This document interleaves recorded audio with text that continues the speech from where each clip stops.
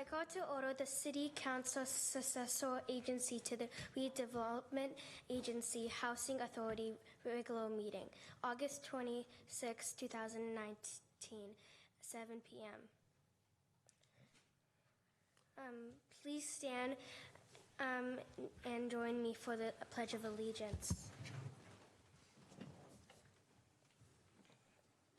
I pledge of allegiance to the flag of the United States of America and the republic for which it stands, one nation, under God, indivisible, with liberty and justice for all.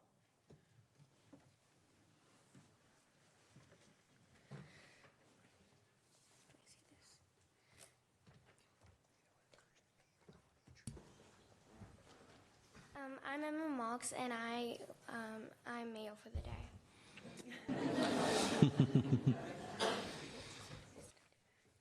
Okay. Does the council have any changes? Does the staff have any changes? No changes to the agenda this evening, Madam Mayor. Madam Mayor, I have a comment. We weren't able to complete the closed session at the special meeting, so that is going to continue to be convened after the regular meeting is over. Okay. Mr. Attorney, do you have anything to report? There's no report from closed session. I guess I just made it a second ago. Greg has a tendency to jump the gun sometimes. You got to watch him. Okay.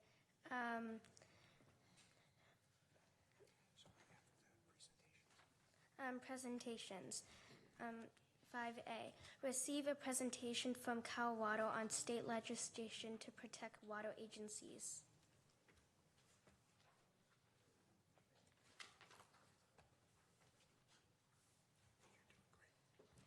Thank you, Madam Mayor, members of the council. Good evening. Thank you for having us. My name is Shannon McGovern. I'm the Community Affairs Specialist for California Water Service. And what I'd like to speak to you today about is something that is very, very important to suppliers of drinking water and water for firefighting, and it's affecting water suppliers all over the state. So what I'd like to do, excuse me.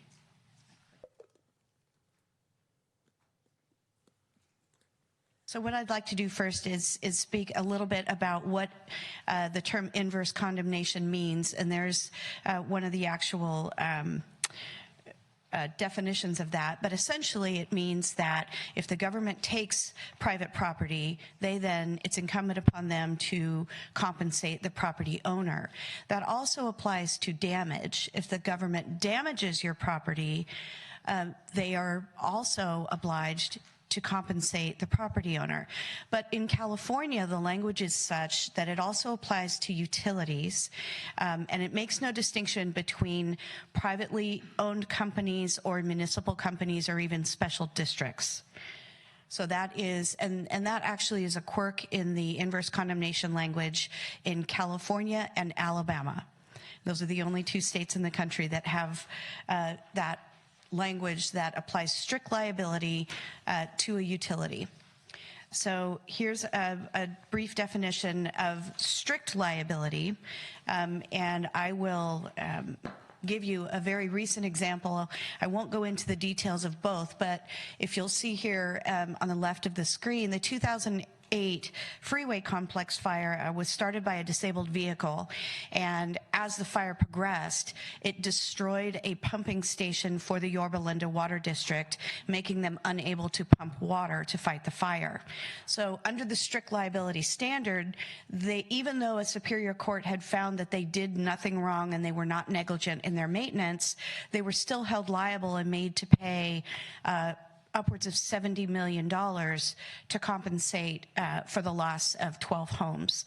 And so you can see how this would be extremely problematic for even municipal water companies or even small companies to have that liability regardless of fault. So as a result of that, a coalition was formed, and it is a rather diverse coalition made up of drinking water suppliers, labor, and other organizations to come together and protect California's water providers, which you all already are aware is the lifeblood of every community and essential first line of defense for firefighting. So this is a little bit more information about an amicus brief that was filed in the Superior Court on behalf of the Yorba Linda Water District. And you can see on the left that American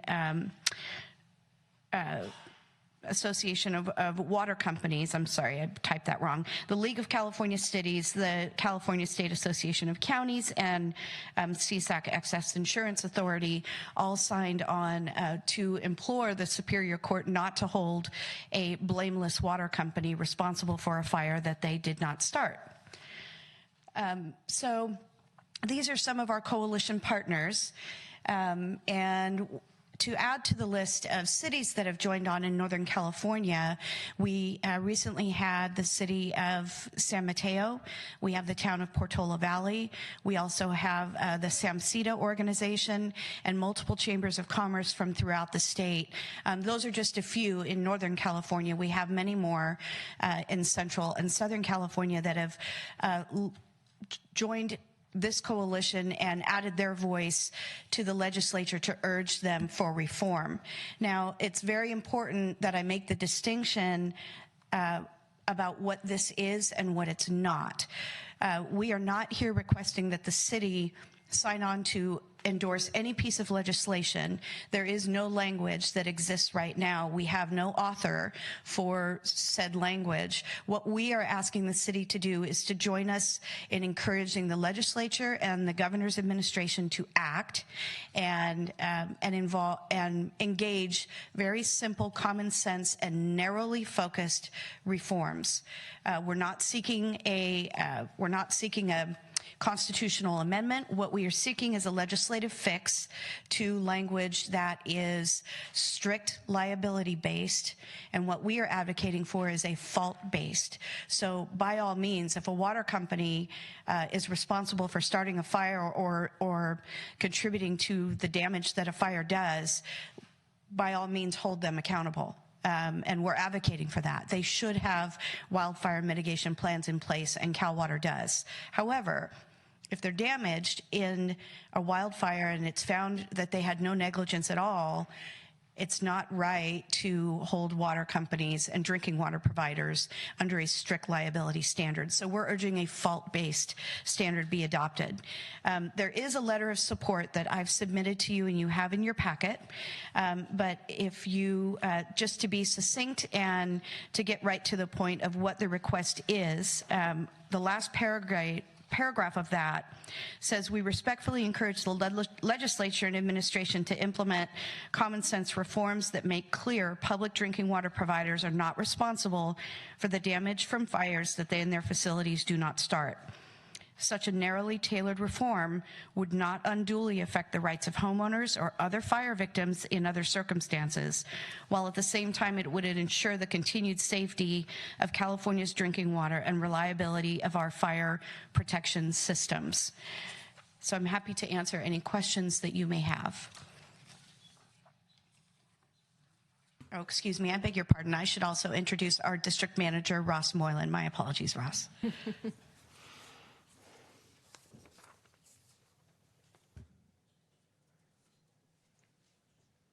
Does anybody have any questions?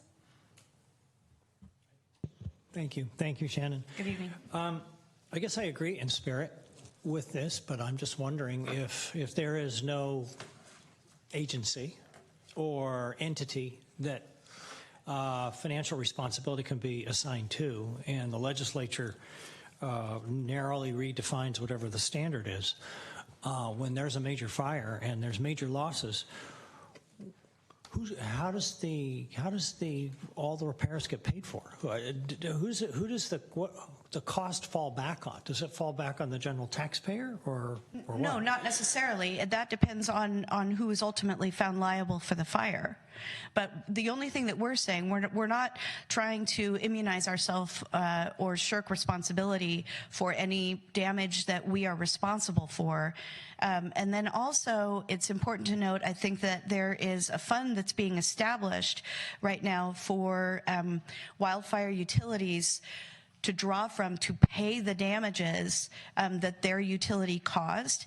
But and that legislation has already been signed into law. So in order for a utility, including ones like ours, if we are found responsible to be able to tap into that money to compensate victims, they have to prove that they have robust wildfire mitigation plans in place. And so that actually is already in the works, and that's already in place. So essentially, though, what's happening now is that victims of the fire are suing other victims of the fire. And so, you know, it's actually making our communities, in terms of water and fire suppression, less safe and not more, because of the strict liability standard that we exist under currently. All right. Thank you. You're welcome.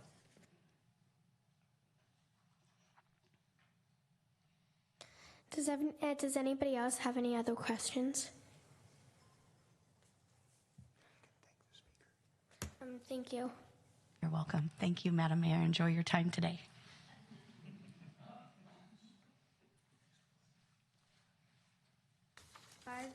Um, 5B, receive a presentation from Sequoia Health Center District on Sequoia Strong and online directory from district residents.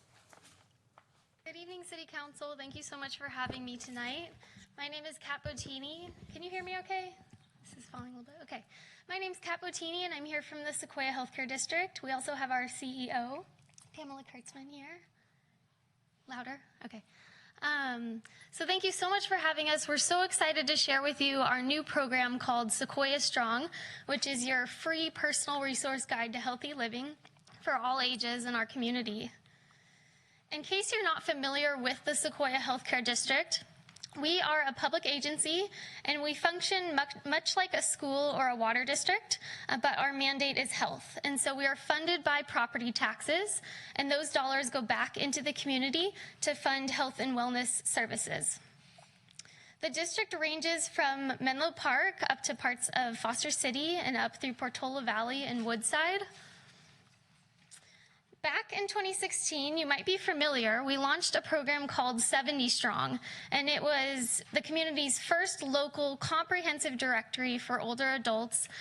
What made it different was that it combined both the basic needs and enrichment activities like social groups, fitness classes, the fun, good stuff. And so it was really a one-stop shop for older adults, and it had tremendous success. It received thousands of website hits per month. And so because this directory was so successful, among the most popular searches on the directory you might like to know were social groups, fitness classes, transportation, and housing. And so because the directory was so successful and because we've received so much feedback from the community that a resource like this would be really helpful for people of all ages, we've now completely rebranded and redesigned the website. And so we're now Sequoia Strong, and it's a directory for healthy living for everyone. And so when you navigate to sequoiastrong.org, all resources on the directory are personally recommended by the Sequoia Healthcare District for district residents. And most services are free and low cost and include our nonprofit organizations in the area. So once you go to the website, I'm going to give you a little preview and feel free to visit it. You can now choose your age group. So you could choose from children, teens, and adults, which are coming soon in October. And right now, adults 50 plus resources are live.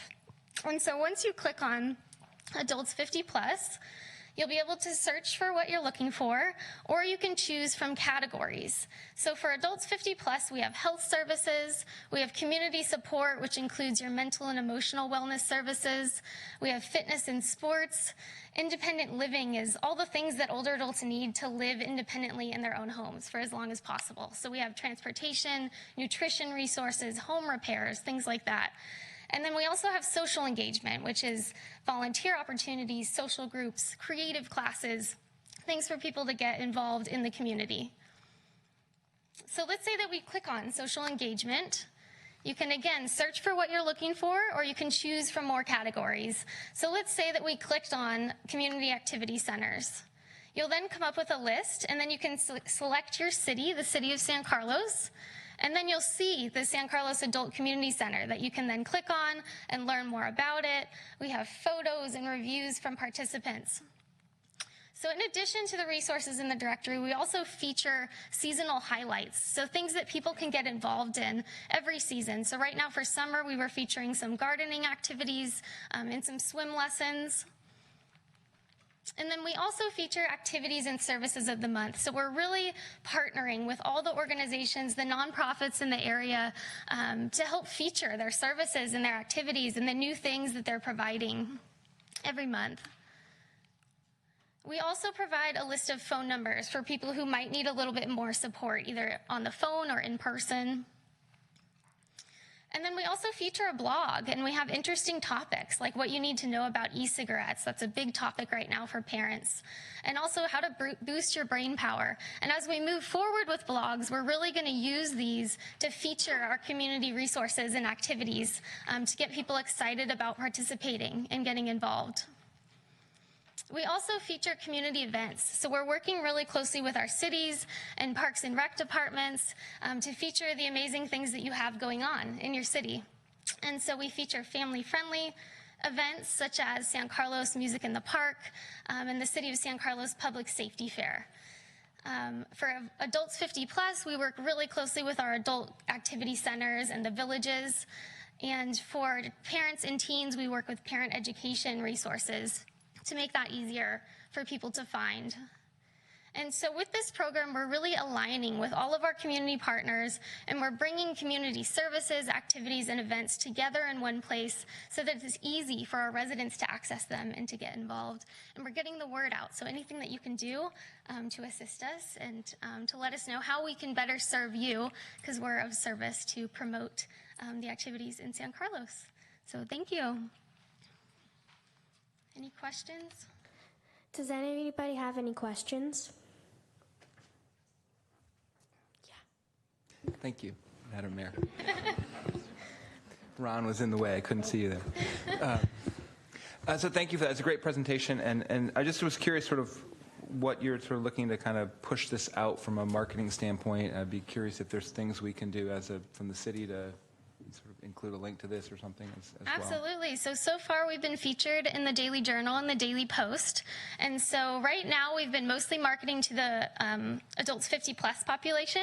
So once those other sections are released in October, then we can go more crazy with our marketing. So we're going to have a social media spread going out. So if you could share our social media posts and vice versa, always try to tag your events.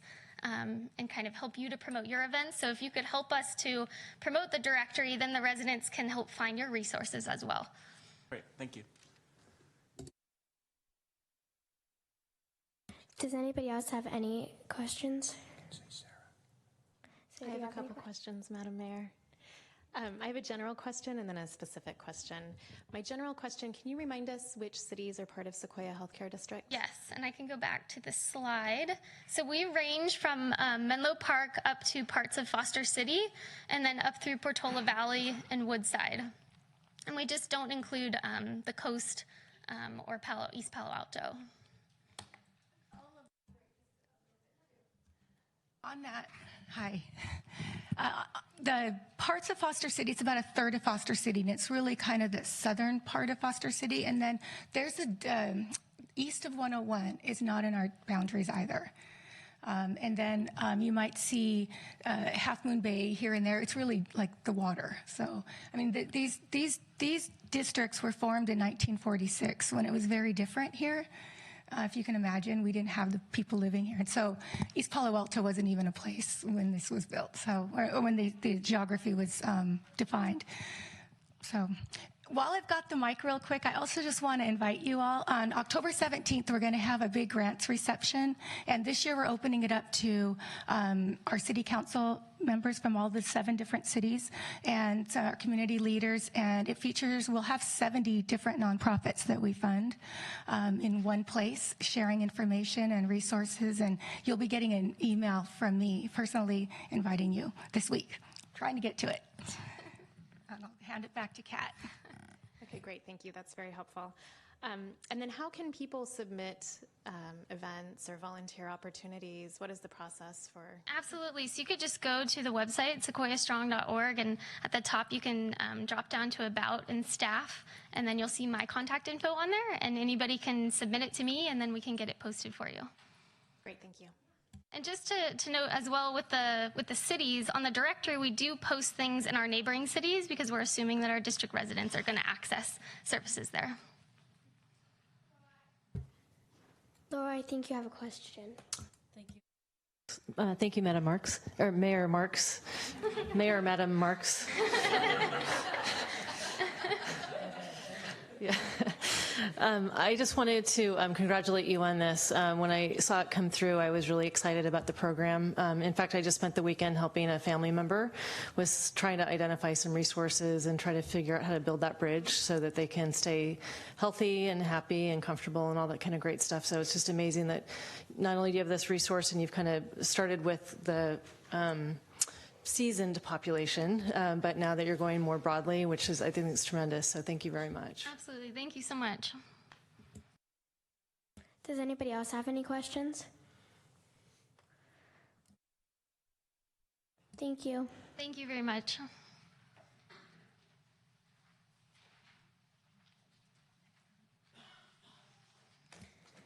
Item 6, public comment. Persons wishing to address the City Council on matters not on the post agenda may do so. Each speaker is limited to 2 minutes.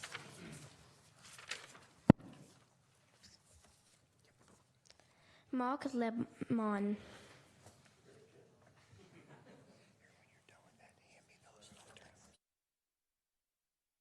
Thank you, Madam Emma Marks. How did you say it? Mayor Madam Marks. Madam Usel. Okay. Hi, my name is Mark Lemon. I'm here representing Angela Farrell, who is the owner of a parcel in San Carlos at the corner of Oak County Road and Quarry Road. And in 2011, the zoning was changed to light industrial from mixed use for the area that is mostly warehouses, but it also has a 6,000 square foot building of offices. And according to the descriptive of light industrial, this building cannot be used because it does not fall within any of these categories. Cabinet making, ice cold storage, fruits and vegetable packing. And the problem we're trying to do is we want to amend the text. And so I got the forms today to do that. I actually have one of our prospective tenants with us. But just to show you, we've created a bunch of foam boards. The area is right here. And originally it has a karate studio there now, but if they move out, they're not allowed to move back in, or we're not allowed to have that kind of service. Right, thank you. We're not allowed to have that kind of service in there ever again. We've talked to several people done in planning, and we've gone back and forth, but we found that our only solution is to amend the text of what is described as light industrial so that we can incorporate the office that sits on that property. I mean, if I have a couple seconds left, I could have the prospective tenant talk about what she wants to put there, because specifically it says we cannot address music or any kind of artistic performance.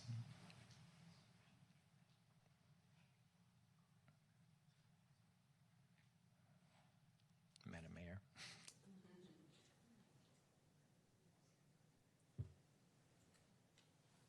The mayor just asked me to clarify for you that your tenant can submit a card if he or she has not already done so tonight and come up and speak as well. Oh, perfect. That would be great. Thank you. You probably see this again.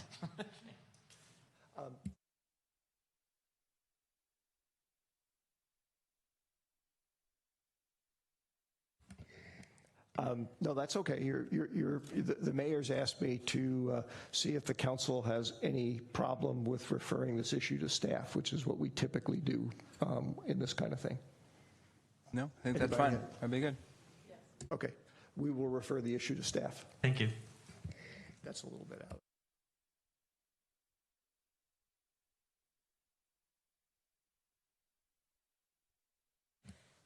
Raza Peruske, please come up. Hello, so I'm a resident of San Carlos. I'm Raza, and after me will very briefly also speak my mom. She also signed up, and I'm here because I really care about animals, and many of us have pets at home, and we love our cats and dogs, and if we could really help other animals too, I'm sure we all would. And there are cows and pigs who suffer tremendously on farms, and it brings me great sadness knowing how much they suffer, and that they're just like our cats and dogs, and they're being brutally murdered. However, I believe that all of us have compassion in our hearts, and if I could really change the system and help animals, we would do it. And I think that we often feel powerless because we don't know how to make this huge change in the world. However, I'm a part of animal rights group, and I have many of the people here with me in blue shirts, and we're trying to change the world, but it starts locally. And I feel just so happy knowing that we have a roadmap to change the world for animals. And we are on the brink of passing California for a ban, and it started locally with the city of Berkeley passing that. And if we can only do something like that in San Carlos, that will pass the Animal Bill of Rights and help animals, it would just be so important to me. And I will try to set up meetings with all of you and see what is realistic. What can we do for the Animal Bill of Rights? Give people like us the right to rescue animals.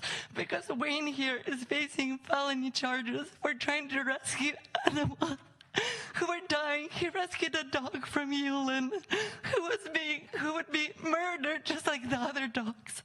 What are we doing to cows and pigs? I've seen Dominion. It's a movie where animals die right on camera. It is so hard to watch, but we can change the world. This is the next social justice movement is animal rights. We're not powerless. We have power to change the world.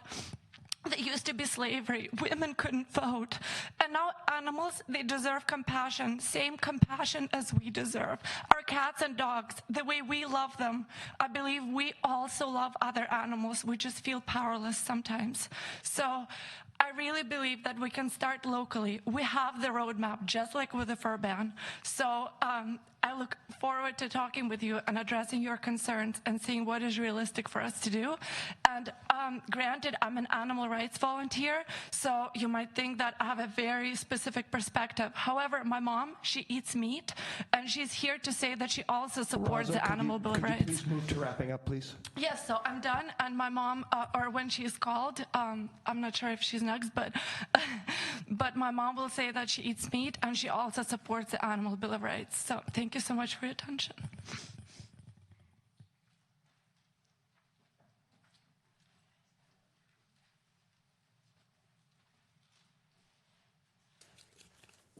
Olga Pedriston, please come up. I'm senior manager at medical device company, very realistic look in this world. But I totally support my daughter, whatever she said, and I totally support Bill of Animal Rights. Olga, would you please address the council, not the community? Thank you. I'm sorry, Madam Council. So I really support what Rasa said, and I really support introduction of Bill of Rights for animals. Thank you very much.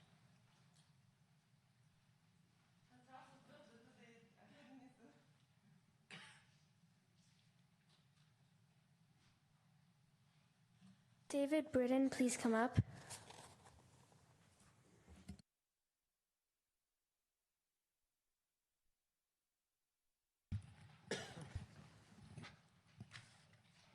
Hi, My name is David Britton. I'm a resident and a business owner in San Carlos.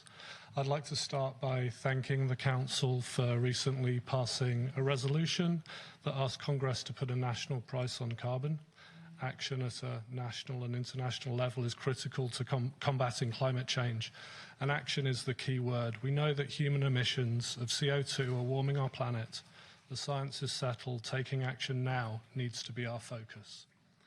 I'm here to ask that we look at local action that will reduce the future carbon emissions from our community, and as an added benefit, it will save money and lead to safer and healthier homes and businesses.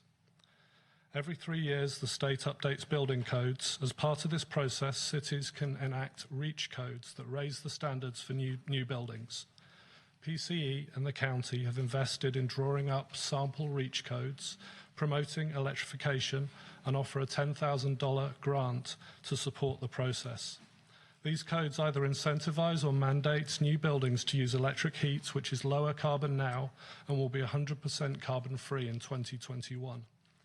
San Mateo has already passed REACH codes last week. Menlo Park is debating even more stringent codes than San Mateo tonight. 7 other cities on the peninsula have committed to bring plans to their council. San Carlos is currently missing from that list. I'd ask that the council reconsider this and look at implementing REACH codes for electrification of new construction. We don't have time to delay in taking action. Not passing these codes locks in emissions for these new buildings for at least a decade more to come, as retrofitting is a lot more expensive. Thank you.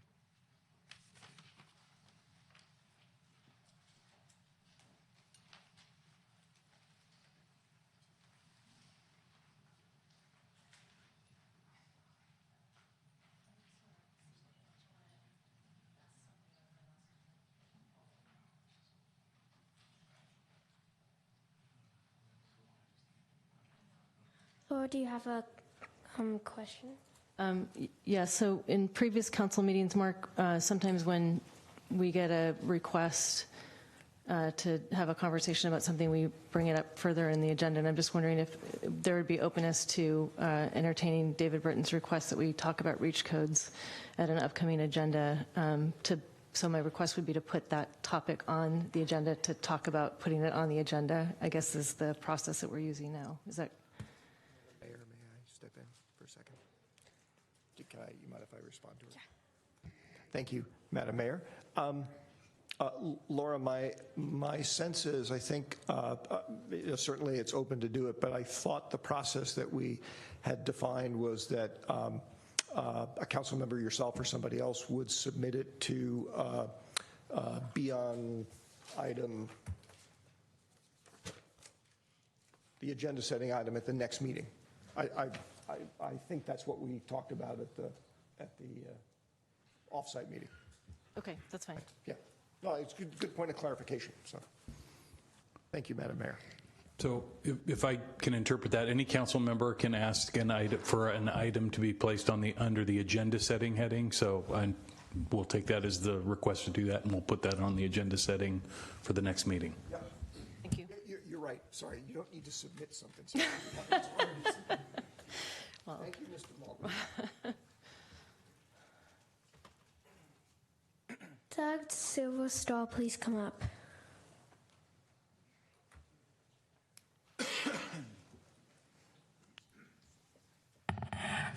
Council members, my name is Doug Silverstein. I'm a 25-year Burlingame resident and San Mateo County nonprofit leader in the area of environment and sustainability. First, thank you for your time tonight, and thank you for your service to the community. My message to you and other local officials in the area is from my learnings working with council staff and community leaders at Burlingame, the county, and Peninsula Clean Energy. Addressing ecological and climate crisis is daunting, but city leaders like yourself, when they act now, both at the strategic level and at the climate action level, global warming can be mitigated, and cities have a large part to play in mitigation of climate change. At the strategic level, cities need climate action plans, or CAPs, to meet their 2030 greenhouse gas emission reductions and eventually their 2040 and 2050 reductions. I know San Carlos will soon begin working on a climate action plan, And with a well-crafted and comprehensive cap, you can absolutely address two large areas of emissions, which is energy and transit. So I encourage you to adopt a strong climate action plans. At the climate action level, one action within the energy category of a climate action plan is green building codes, as Dave Britton just talked to you about, and specifically REACH codes. The REACH codes presented from PCE and the county to your communities were what some people call gavel ready. They've been vetted legally and technically by the county and PCE and consultants, technical consultants. Many who have invested in this have done so to create minimal risk for councils and staff to adopt these. They make buildings safer, healthier, cheaper, both to build and to operate. So my request, let me add that if you approve them now, they will last for 3 years. And quite possibly, a majority of all of the cities plus the county will adopt these REACH codes. So San Carlos, in fact, may be in the minority if they're not adopted. So in closing, I'll close with an analogy. Like waiting to put money in your 401k, the longer you wait to invest in climate change, the more you have to catch up later. So acting now is like saving at a young age. And with climate change, you're doing it for your heirs or the next generation, which I think is appropriate because we've got the youth in the room today. So I encourage you to start investing in climate change today. One, by crafting a strong climate action plan, and two, by introducing and adopting strong REACH codes. Thank you.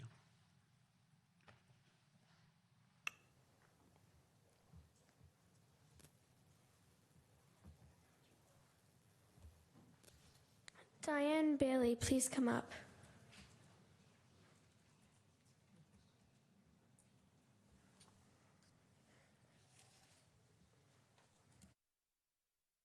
Good evening. Thank you. I just picked my daughters up from soccer practice, so excuse me. My name's Diane Bailey. I run a small nonprofit called Menlo Spark. This is Audrey. This is Violet.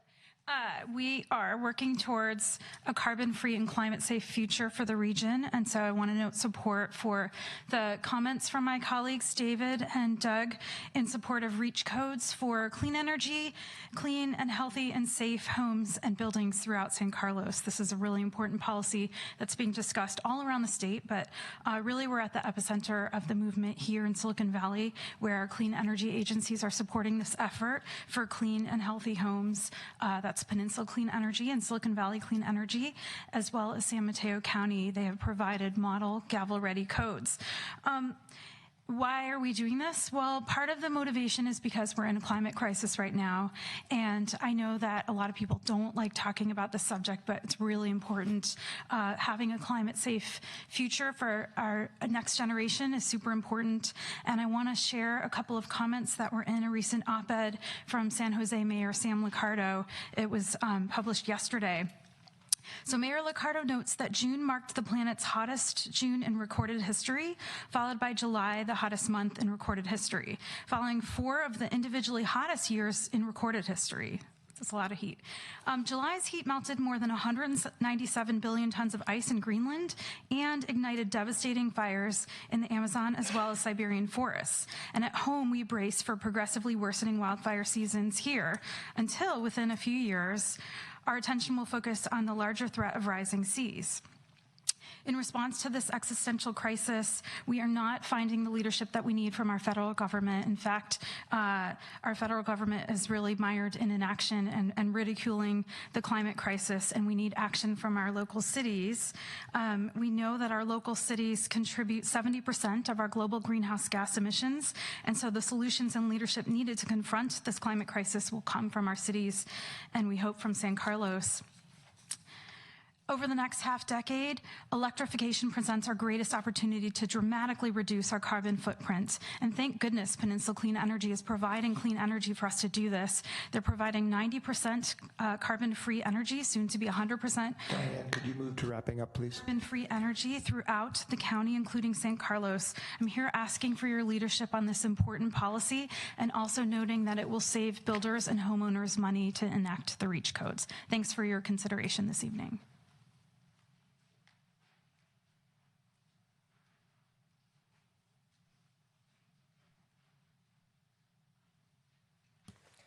Catherine Wang, please come up.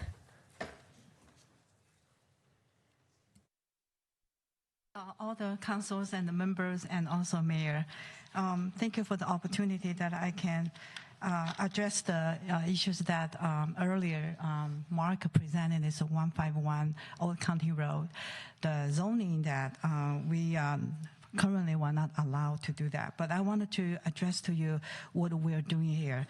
We actually focus on learning school center for after school hours and some weekend hours for demonstrate environment for the children for classical dance and also traditional art, music, and also we provide languages in Chinese and English languages, history or social value. We do sometimes rehearsal and theater performing art. We also will bring the children to visit the community and San Carlos City's hospitals, the senior centers perform during the holidays. And also we present the San Carlos to join performing art competition in the national and also in the near Northern California. In the summertime, we will have exchange students from different cultural countries to exchange the program. And also we're going to create a learning better environment. And also our intention in doing that is because we want to pull all the kids from lonely or lost in the play phone or even from the street to in the environment with a happy and joy, and also shine their potential and also the teamwork, confidence, bring them dream back, elevate them to the next level. And why San Carlos? Why 151 Old County Road? Because for myself, I've been trained over 500 leadership in financial industry, and we have quite a few people from San Carlos that did a very good job for financial education. And we wanted to bring that for the children in San Carlos City. And the second thing is we're looking for many years for better locations. And 4 years after we found 151 Old County Road is the best, meeting our mission and structure, everything in the environment, neighborhood, everything for our school program. So we were very committed to using, if we can, to committed for the multicultural and multi-art traditional for San Carlos, and we need support. Would you move towards wrapping up, please? And also, the last thing is we have a very solid credential for, we have experienced principal and also teachers, talented. So we are very confident that we can build a very strong, cultural, traditional art school program. Thank you so much. I appreciate it. And also, there was only one school right here for dance, so we can combine with a very multicultural in the school for San Carlos. Thank you.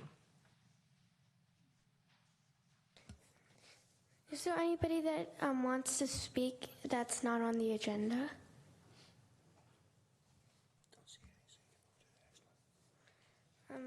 Council communications and announcements.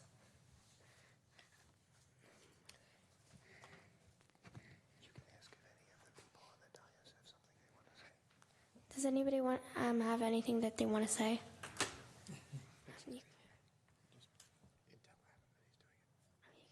I can let Sarah go first, either way. Okay. Wait a minute. The chair gets to pick who goes first. Well, the mayor pointed to me first, so but she gets to decide. So who do you want to go first?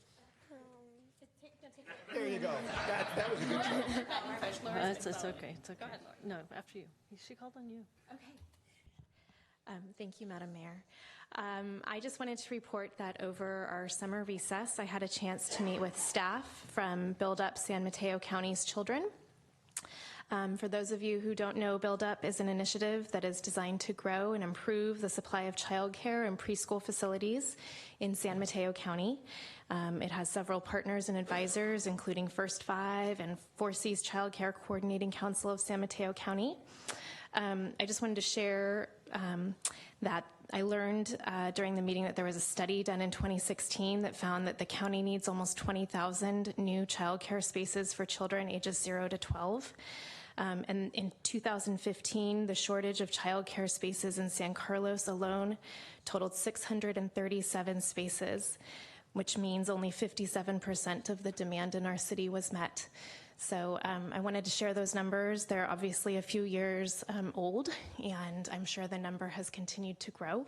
But it was a really productive meeting, and I enjoyed learning more from them and hearing about their efforts to work throughout the county to build up our child care facilities. Laura, do you have something to say? Yes, thank you, marvelous Madam Mayor Marks, for the opportunity. So just a few things. I wanted to just mention that Peninsula Clean Energy, I am the representative for San Carlos on that, and Sarah serves as the alternate. They're going to have an electric vehicle test drive coming up in Redwood City on September 10th from 10 a.m. to 3 p.m. at Winslow and Hamilton, so that would be a great opportunity if anybody's interested in that. In addition, they also have a partnership with Peninsula Family offering $4,000 incentive for a purchase of a used electric vehicle.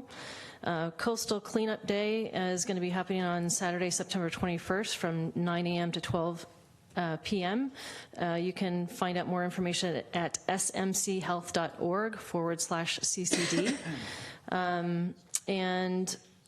The other couple other items are that there's going to be a special screening this Friday night. Not this Friday night, September 6th, I apologize, at sundown about 7:30 at Burton Park for a free movie and free popcorn of the showing of Love, Simon that the Parks and Rec and Culture Commission and staff are putting on. PG-13, free movie and free popcorn, so that's pretty cool. And then I also wanted to acknowledge Women's Equality Day. Today marks the day in history where in 1920 women were granted the right to vote, and I think it's very fitting that we have a magnificent, marvelous Madam Mayor Mark serving with us this evening. So. Adam, do you have something to say? I do, thank you. I just want to mention, I'm on the South Bay Waste Management Board, and there's some of you may know there's some changes in terms of the buyback program that happened with recycling. So a number of the recycling buyback centers closed over the last month or so, 6 weeks, and the Recology has also closed their buyback center now because of that, because they were getting overwhelmed. So you can still bring recycling back, but you won't be bought back. You have to essentially, you can drop off. But the board is going to look at, we've heard some from the community on that, and the board is going to look at the September meeting, any potential changes to that. But it's a 90-day restart, so it could be several months before that gets restarted again in terms of buyback. Does anybody else have anything else to say? You can go. Thank you. Thank you, Madam Mayor. Anyway, it's great to be back after a nice summer break. Just a few things. I had an opportunity to interact with a lot of city and school officials over the last several weeks. I was invited to attend the Mariposa School ribbon cutting last Friday night. It's a beautiful campus. It sits on what used to be my old, one of my old schools in town, Tierra Linda School. And they have just done a wonderful job there. So anyway, my thanks go out to Superintendent Harmeyer for inviting me to that. I also sit on electrification task force, and we had a meeting last week. One of the reports was that there's going to be about a 40% increase in people living close to the Caltrain corridor by the year 2040, which just makes the electrification and high-speed rail even more important. Some of you may have noticed that there are poles now going up along the tracks in San Carlos that is clear indication that the electrification project is moving down the peninsula. Service, they call it revenue service. I just call it passenger service for electric trains. Is scheduled to start in August of 2022, so that's just 3 years out. Also wanted to recognize a couple people.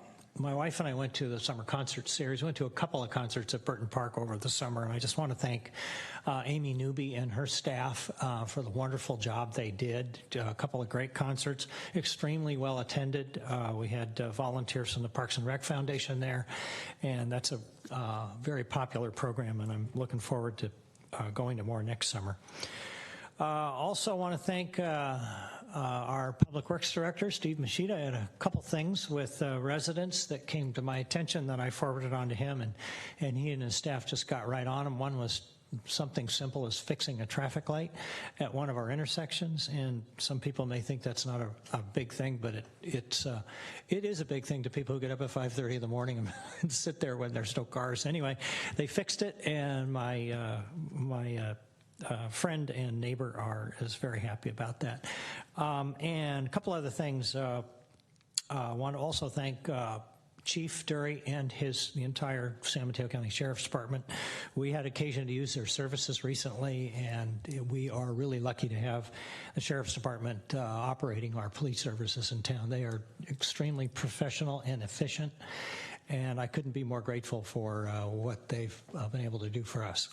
And finally, I can't fail to recognize certain former council members that I always take advantage of whenever I can. I had lunch last week with Don Eaton and Mike King, two former mayors and longtime council members, and their help and advice is always appreciated. And I encourage my fellow council members, whenever you can, reach out to these gentlemen. They're just a wealth of knowledge, and I have a lot of respect for them, and I thank them both. And we all paid for our own lunch.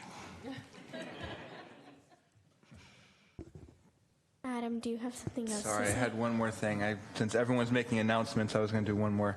I just want to announce, too, that we've got a new event coming up on September 8th, which is going to be the first, hopefully, annual San Carlos Block Party from 4 to 8 p.m. The 600 and 700 blocks of Laurel will be closed down. We'll have tables in the street. There'll be beer and wine sales, music, a kids' fun zone, and takeout specials from the restaurant. So kind of an end of summer block party that I encourage you all to attend. It's going to be on that Sunday from 4 to 8 after the farmers market and the safety fair.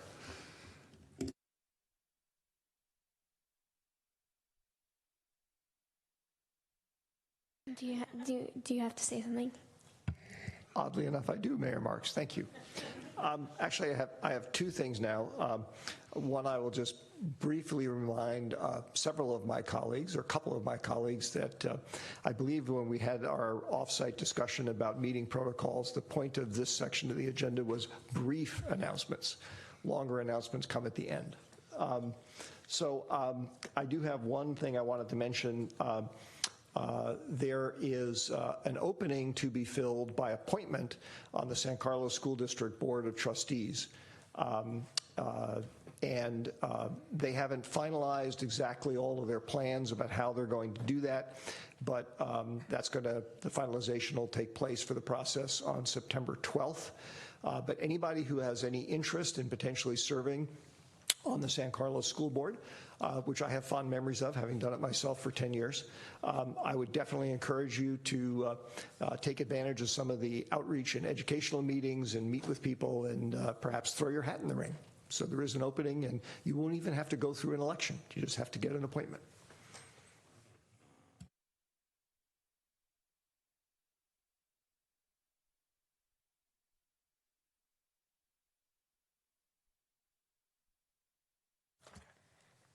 Menady Roman.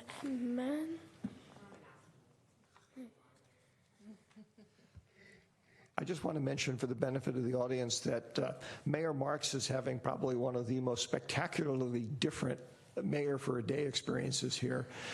We very rarely have people comment on the consent calendar, so thank you for doing that. It gave me a chance to explain to her how that works. I'm so happy to give you this experience. Thank you for your time, all of you, this evening. My name is Mindy Romanowski. I live at 927 Elm Street. I am a land use attorney. I practice with the law firm. I'm a partner with the law firm of Jorgensen, Siegel, McClure, and Flegel in Menlo Park. But I'm here tonight on behalf of clients of mine, Bay Area Capital Partners, LLC. They own 801 Walnut Street. It is the property immediately adjacent to your recently approved affordable housing project located at 817 Walnut. On your consent agenda tonight, you have before you items 8C and 8E, the ability to approve minutes from 2 city council meetings, June 24th and July 8th. Regarding the project that was approved at 817 Walnut. And the purpose tonight of my comment is really simple. It's really just to request that the city correct what appears respectfully to be a clerical oversight, whereby at your June 24th council meeting, you directed staff to modify the resolution for the project to work on noise mitigation measures. And unfortunately, I don't believe the directive is reflected in the formal project approval documents. There's language in the there's video showing this request. There's also minutes speaking to you all directing staff to work on mitigation measures.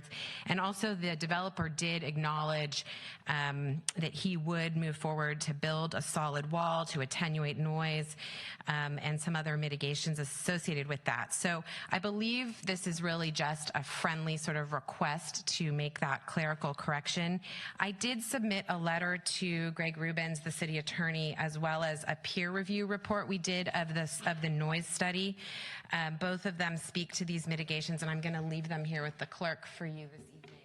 And tonight, I know time is short, so really my request is just to avoid future confusion and respectfully request that the city consider agendizing a revised resolution for a future meeting to rectify the oversight. Really, the resolution would include specific project components recommended by the noise consultants that the developer agreed to, but we just want to memorialize that in writing, to include the wall, the solid wall along the property line shared with my client, complying with the recommendations of the consultants, and ensuring that it has the right rating to attenuate sound and ensure that the noise is mitigated and not a violation of your noise ordinance, which I know it's not intended to be. So thank you so much for your time.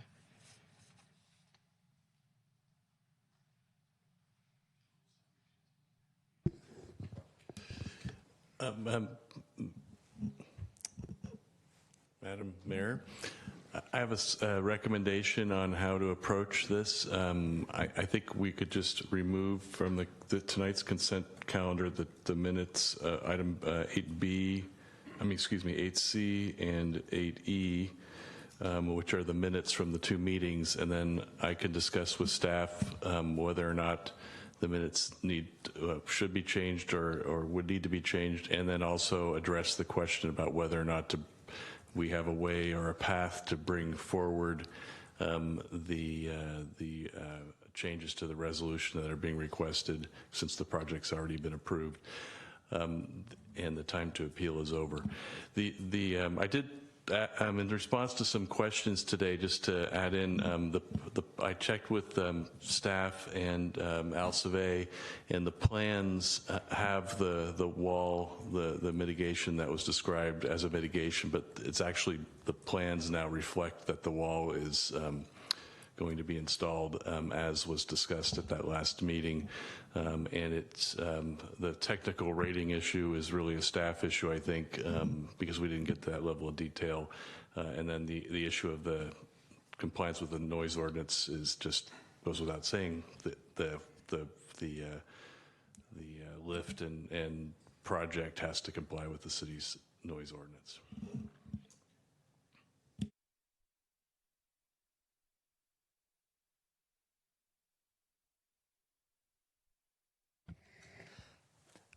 Mayor Marks has asked me just to, since, as I mentioned before, we have an unusually complex meeting tonight.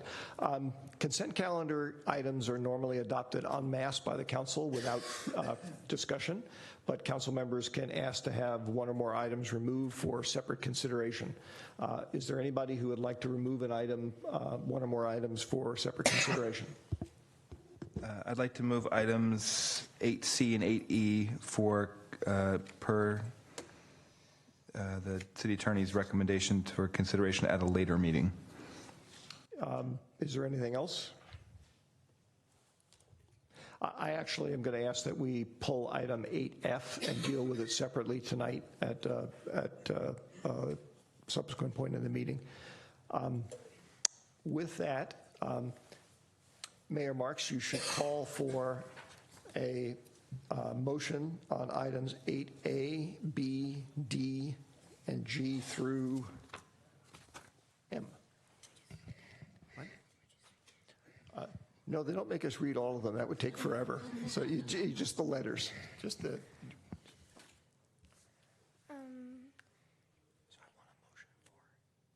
I want a motion A, B, D, G, H, I, J, K, L, M. You're asking for a motion, or you want a second? No, I think she wants a motion. All right, I'll second that motion. Oh, she wants a motion. Sorry, I'm sorry. I will move to approve consent calendar items A, B, D, G through L, and M. Second. Can we ask that you read the ordinance? Yes. And item M, adopting ordinance number 1550, an ordinance of the City Council of the City of San Carlos amending Municipal Code Chapter 18.16, affordable housing programs to require rental residential multifamily builders to build below market rate units, eliminate the below market rate in lieu fee alternative, and make other conforming amendments. Second.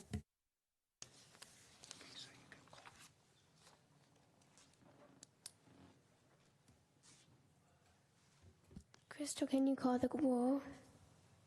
Councilmember Collins? Yes. Councilmember McDowell? Yes. Councilmember Palmer Lohan? Yes. Councilmember Ratt? Yes. And Chair Obert? Yes. All right. Well, that had to be one of the most impressively different mayor for a day meetings that I've ever seen, and you did great. I really appreciate the fact that you not only studied all the stuff ahead of time, but adjusted to everything on the fly. That is really awesome. Thank you. So, thank you.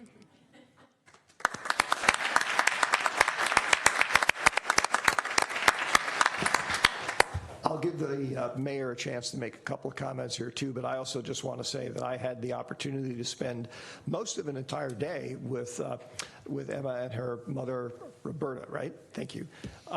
And we toured a whole bunch of different city departments, and I've done this a couple of times before. I have to say that the questions Emma asked were pretty amazing. And on top of that, as I told you at the end of the day, and you asked me how I thought the day had gone, I said, well, I actually learned a whole bunch of things that I didn't know before, and I thought I knew everything there was to know about this place. So I really appreciate you doing that. And again, congratulations on this, and have a great year at school. And I actually have a personal favor, if you don't mind. Can we take a picture with you down in front of the dais, all of us?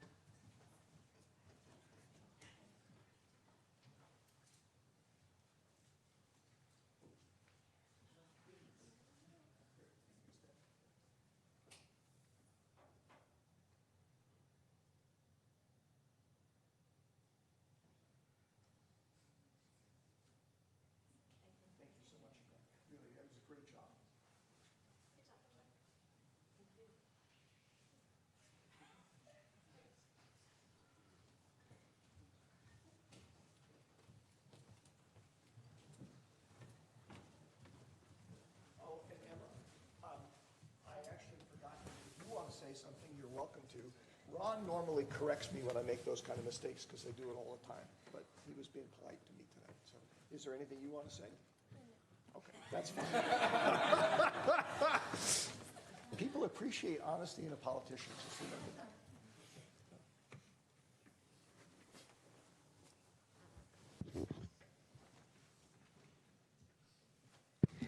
All right. Let's see. If my colleagues are okay with this, since there's just one item, as I understand it, pulled off the consent calendar for action tonight, the other items are going to be at a subsequent meeting.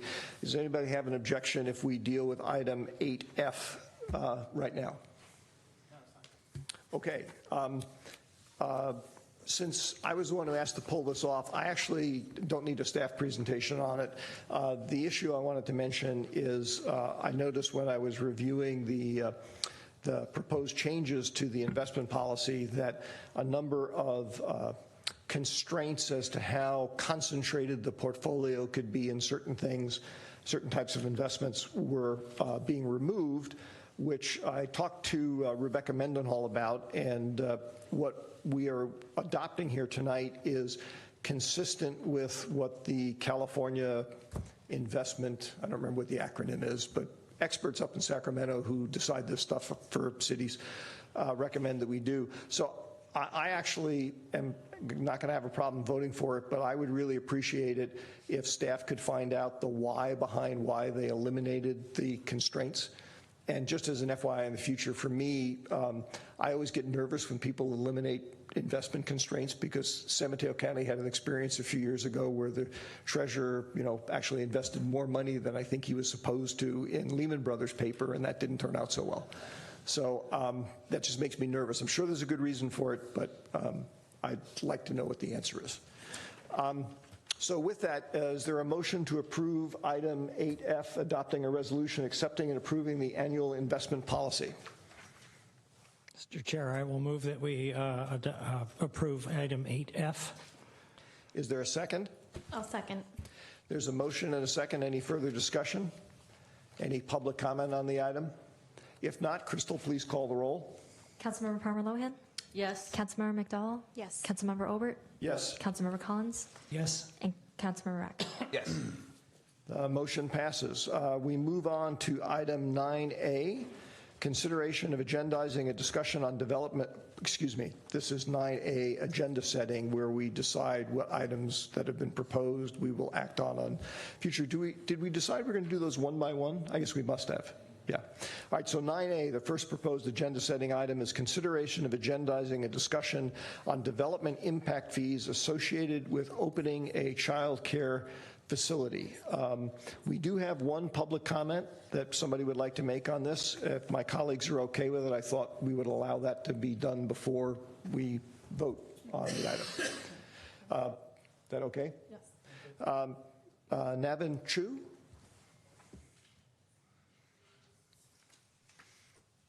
And you know the thing about 2 minutes and all that stuff. I'm much tougher on that than Emma is. So. Absolutely. Good evening, Mayor and respected council members. I'm here just to, I know this is on the agenda, and I'm hoping this will get finalized to be on the agenda for discussion. And I think the Madam Mayor, who was here earlier, and Council Member Sarah, and as all of you have mentioned, the City Council recognizes the need for childcare. We have the use permits, we have the building permits, so my only request is if there is a way this can be, the impact fee could be waived or reduced, which will enable us to get to the childcare and help mitigate the demand in any small way. And second is if there is a way for me to get a conditional building permit, which has already been done, so we can get the work started. And really thank you again for all your support and time. Thank you, sir. Thank you. Greg, as I recall, we have to be careful about not discussing the item, because what we're really discussing here is whether we wish to discuss the item at a future meeting.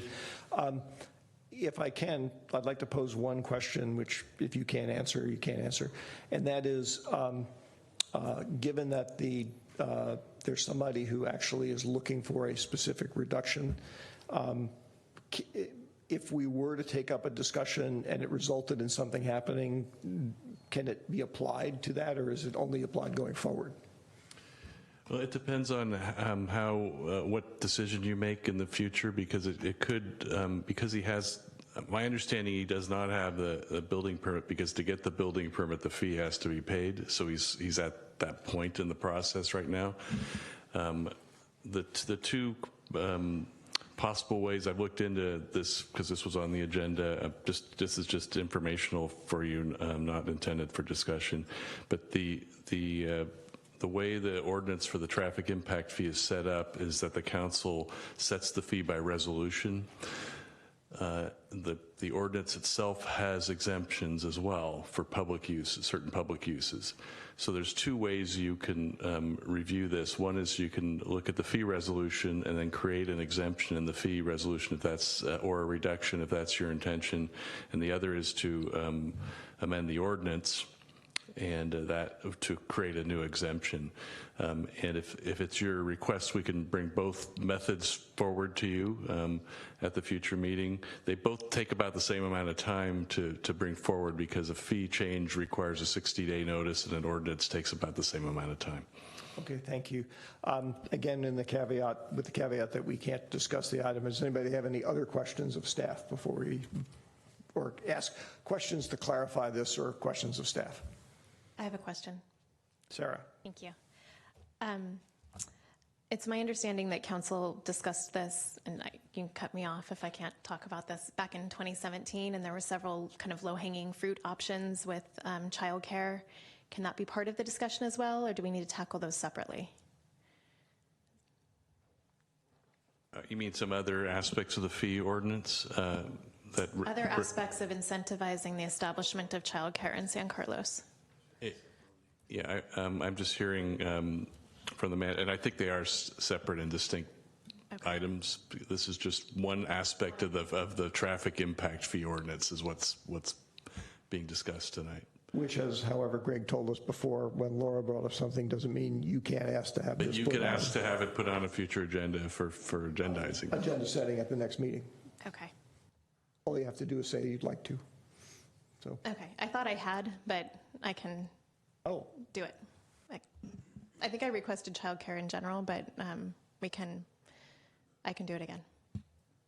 Did we miss something? Did something fall through the cracks? That's a question for Jeff, I think. It's okay. I think we were having a conversation about a specific case, and it's fine. Yeah, are you talking about today? No, this was a couple weeks ago. Yeah, maybe it fell through the cracks then. Okay. With that, I guess call the roll in each one. Yeah, you can make a motion whether to agendize it. Yes. Would anybody like to make a motion on agendizing this for a future meeting? I'll move to agendize this item for a future meeting. Is there a second? Second.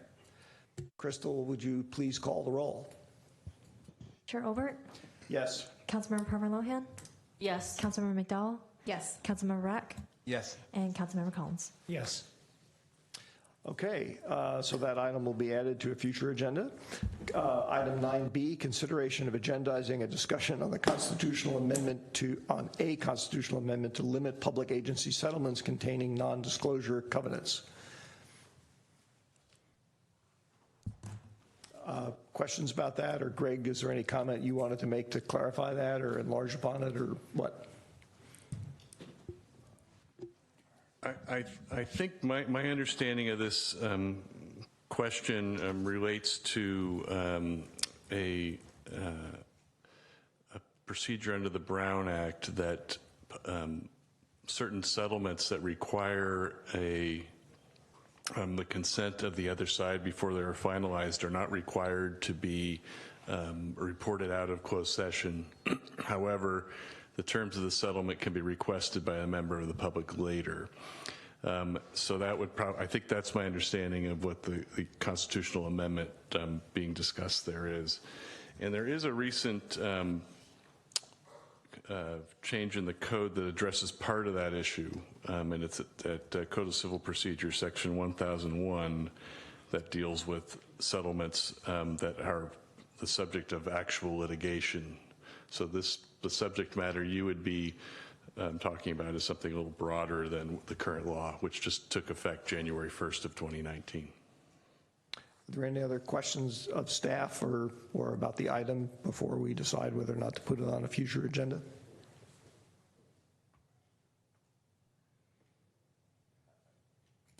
I guess I'm confused in what we're trying to do here with this one. We're just agendizing a discussion on this constitutional amendment. Is there any action potentially for the city on this, or that's where I'm not quite sure what. Yeah, where it's just sort of you're asking about whoever submitted this asked for to have a discussion about this topic. Since I was the submitter, and Greg cut me off if I go off reservation here. And by the way, I'll mention that I thought that at least some of these items, there was some sort of like explanatory text that was submitted with it. I know the ones I sent in had, and I did not see that anywhere in the agenda materials. So that, for future reference, that might help answer some of the questions. The intent is, as Greg mentioned, there is a provision in the law which allows a pathway for settlements to be reached, and the public might never know about them unless they ask about them specifically. And of course, if they don't know about them, they don't know to ask.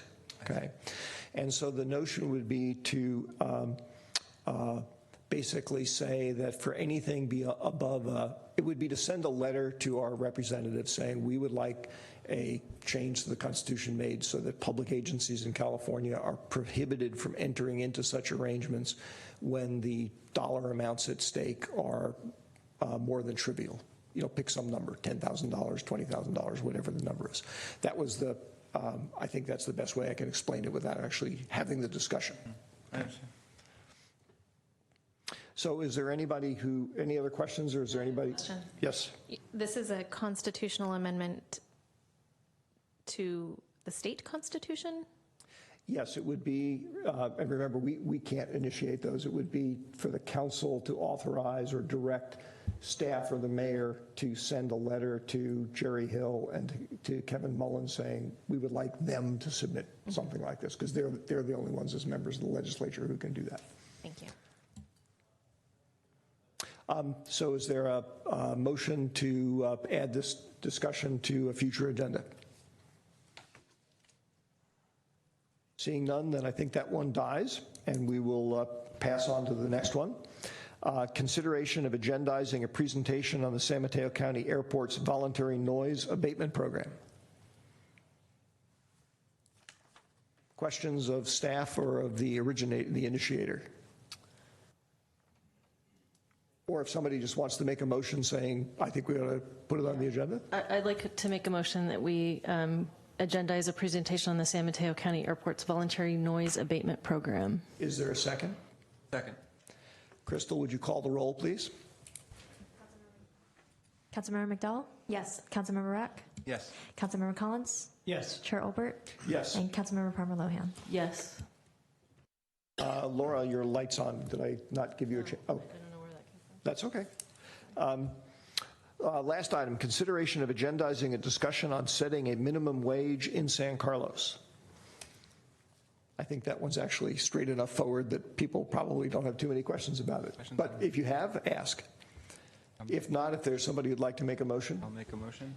I'd move to add consideration of agendizing a discussion on setting a minimum wage in San Carlos Second. to the agenda. Thanks. Second. Sorry. There's a motion and a second. Crystal, would you call the roll, please? Councilmember Rack? Yes. Chair Olbert? Yes. Councilmember Palmer Lohan? Yes. Councilmember Collins? Yes. And Councilmember McDowell? Yes. Good. For the benefit of the public watching us or listening to us here, you probably are scratching your head going, why in the world are they spending all that time talking about what they're going to talk about rather than actually talking about it? The reason for that is because there have been some recent court cases that have sort of tightened up the rules by which things actually get put on the agenda. And in addition, we have always had to be careful when somebody would sort of informally propose putting something on an agenda. Frequently, the discussions would end up wandering into talking about the item rather than talking about whether we wanted to talk about it. So we've adopted as an experiment this more formal approach. And it takes a little bit of time to get through, but hopefully it's clearer to the public about exactly what we're doing. And compliant with the law, which is always a good thing to do. So we'll move on to item 10A, discuss and provide direction on updates to commissions. Okay. Good evening, Chair and Council. It's Crystal Moy, your City Clerk. The City currently has 9 commissions, committees, and boards, as shown on this slide here, whose members are appointed by the City Council. At your June 10th and 12th meeting, you held a study session on updates to these groups, and based on those discussions, staff has some recommended changes that I'll be outlining tonight. No action will be needed on those items tonight. These changes would require an update to the Commission Handbook as well as the Municipal Code, so I'll be bringing those to you at a future meeting. So the first recommendation is to update the recruitment process to more of a pool approach. In the spring of each year, one general application will be made available to the public, and anyone interested in serving on a commission is invited to fill out that application and mark any number of commissions that they're interested in being considered for. At the end of the filing period, the council would conduct interviews and make appointments to the upcoming vacant seats, and it's at that time that council may also start an eligibility list that'd be valid for 12 months from the date of the interview. With this systematic approach, council could potentially build a pool of qualified candidates before vacancies arise. And that would eliminate the need for recruitments to be handled for any unscheduled vacancies that may occur during the year. Next, we're looking at updating the attendance policy in the Commissioner's Handbook to clearly define excused absences and to also set a process for leaves of absences, which also include parental leave. And then we're also looking at adding an additional role for the chair of each commission so that they be requested to prepare a quarterly report to provide to the council. That would include an update on the commission activities as well as member attendance. We'll also be requesting each commission or committee to conduct a mini retreat in the fall of each year. And at that retreat, each group would be required to review their quarterly reports as well as the council's strategic plan and provide suggestions on projects that they would like to work on in the coming year, and to also make some recommendations to the council on how they feel that council can reach their goals. Council will take these recommendations and suggestions into consideration at their strategic planning retreat. And then for the reappointment process, staff will provide council with an attendance report for each commissioner or board member when they're being considered for reappointment. Staff would also recommend that council establish a standing commission subcommittee to review reappointments and make recommendations. The subcommittee could also potentially join staff in meeting with all the applicants in a group setting and to help narrow down the number of applicants that would be invited to interview with the full council. So these are the changes that staff are proposing. If you have any edits to these recommendations, tonight's a good opportunity to provide feedback so we can implement those. And I also wanted to note that the Parks and Rec Department also have some recommended changes that they would like to make to the Youth Advisory Council's bylaws.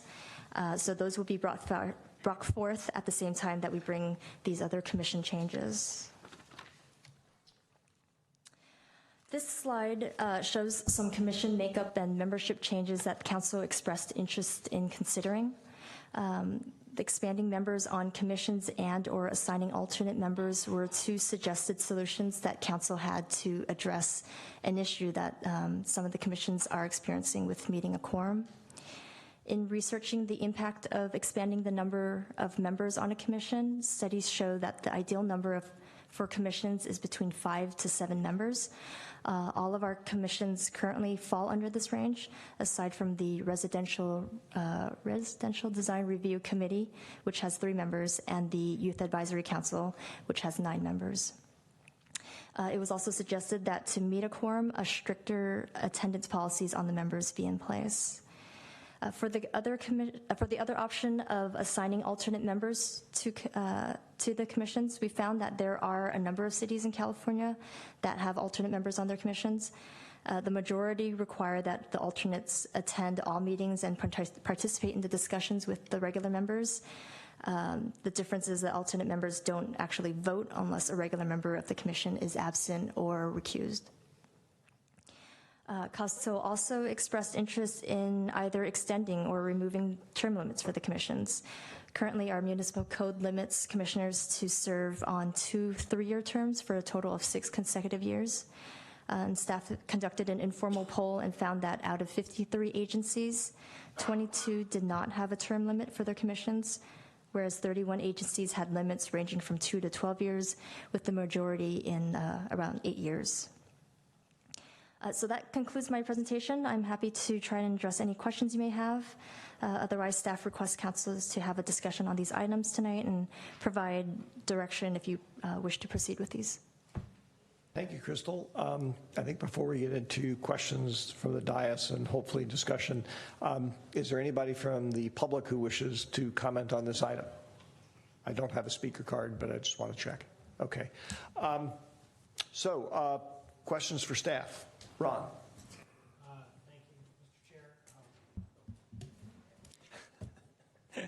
Thanks, Adam. One question I had, and I think I know the answer, but when we have a general application, that means someone would say, I want to be on a commission. Would they check, would there be like 4 or 5 boxes that they would check? And they'd say, well, I want to be considered for Commission A and Commission C, but not Commission B. Right, so that's what we're proposing, to have one standard application that they can just check off. So we would know in advance if someone didn't want to serve on a particular commission. Yeah. Okay. All right. And then the alternate members, would they be required to be coming to the meetings and just sitting in the audience? So it's really at council's discretion how you want to work that. In looking at how other cities handle it, they do recommend that, or some recommend and some actually require the alternates to attend, just so that they're staying on top of all the items that are being worked on. Thank you. Other questions, or Adam? I just had one clarification, I think, because I want to make sure what Crystal said and Ron said, but I think you mentioned where if someone is an alternate commissioner, they would sit with the commission but not be able to vote, but participate in the discussions. Correct. That is an option. Yes. Okay. Laura. Thank you, Mayor or Chair Olbert. I'm going to get used to the new term. So I noted in the packet there was some commentary around principles for productive meetings, and it made me wonder whether or not we do any training for the chair of the commission. So whoever is presiding over the commission, do we have training programs for them to help them understand how to run a productive meeting and that type of thing? I don't believe so. Each staff liaison kind of works with their commission directly, but I don't believe we have a general training. Some of the procedures for chairing a meeting are outlined in the commission handbook. I have had some of them approached with questions before, but no formal training that we provide in general. But you do provide them with some information about how to run a productive meeting and keep things on track. Okay. Okay.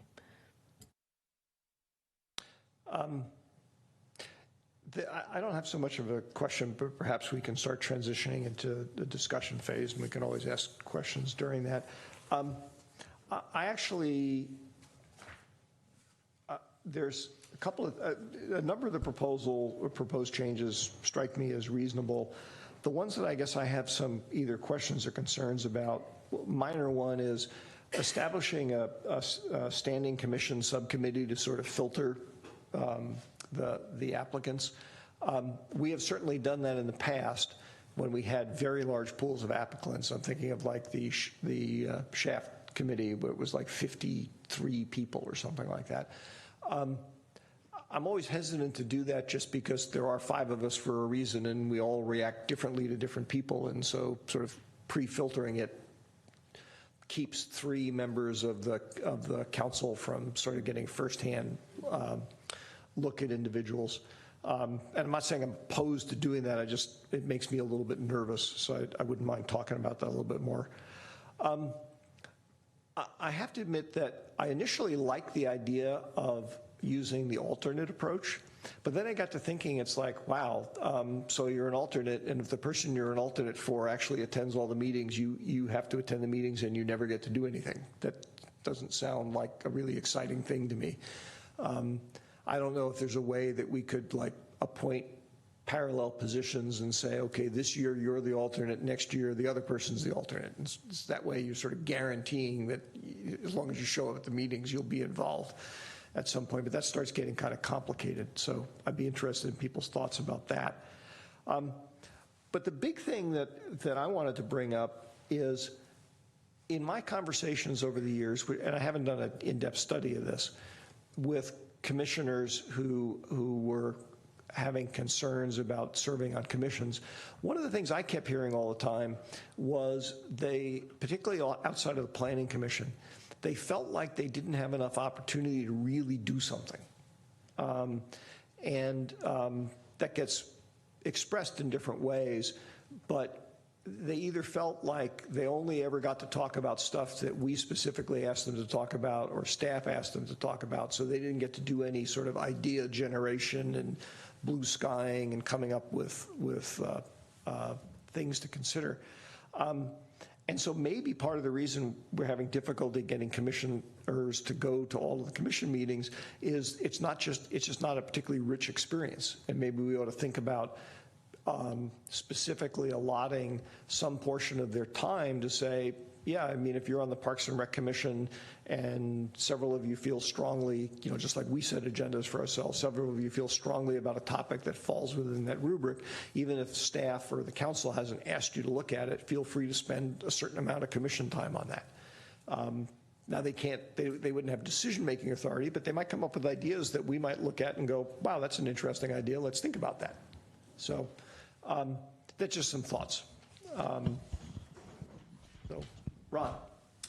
I don't know how anybody else feels, but personally, I was wondering how the rest of the council would feel about sort of taking these items one by one.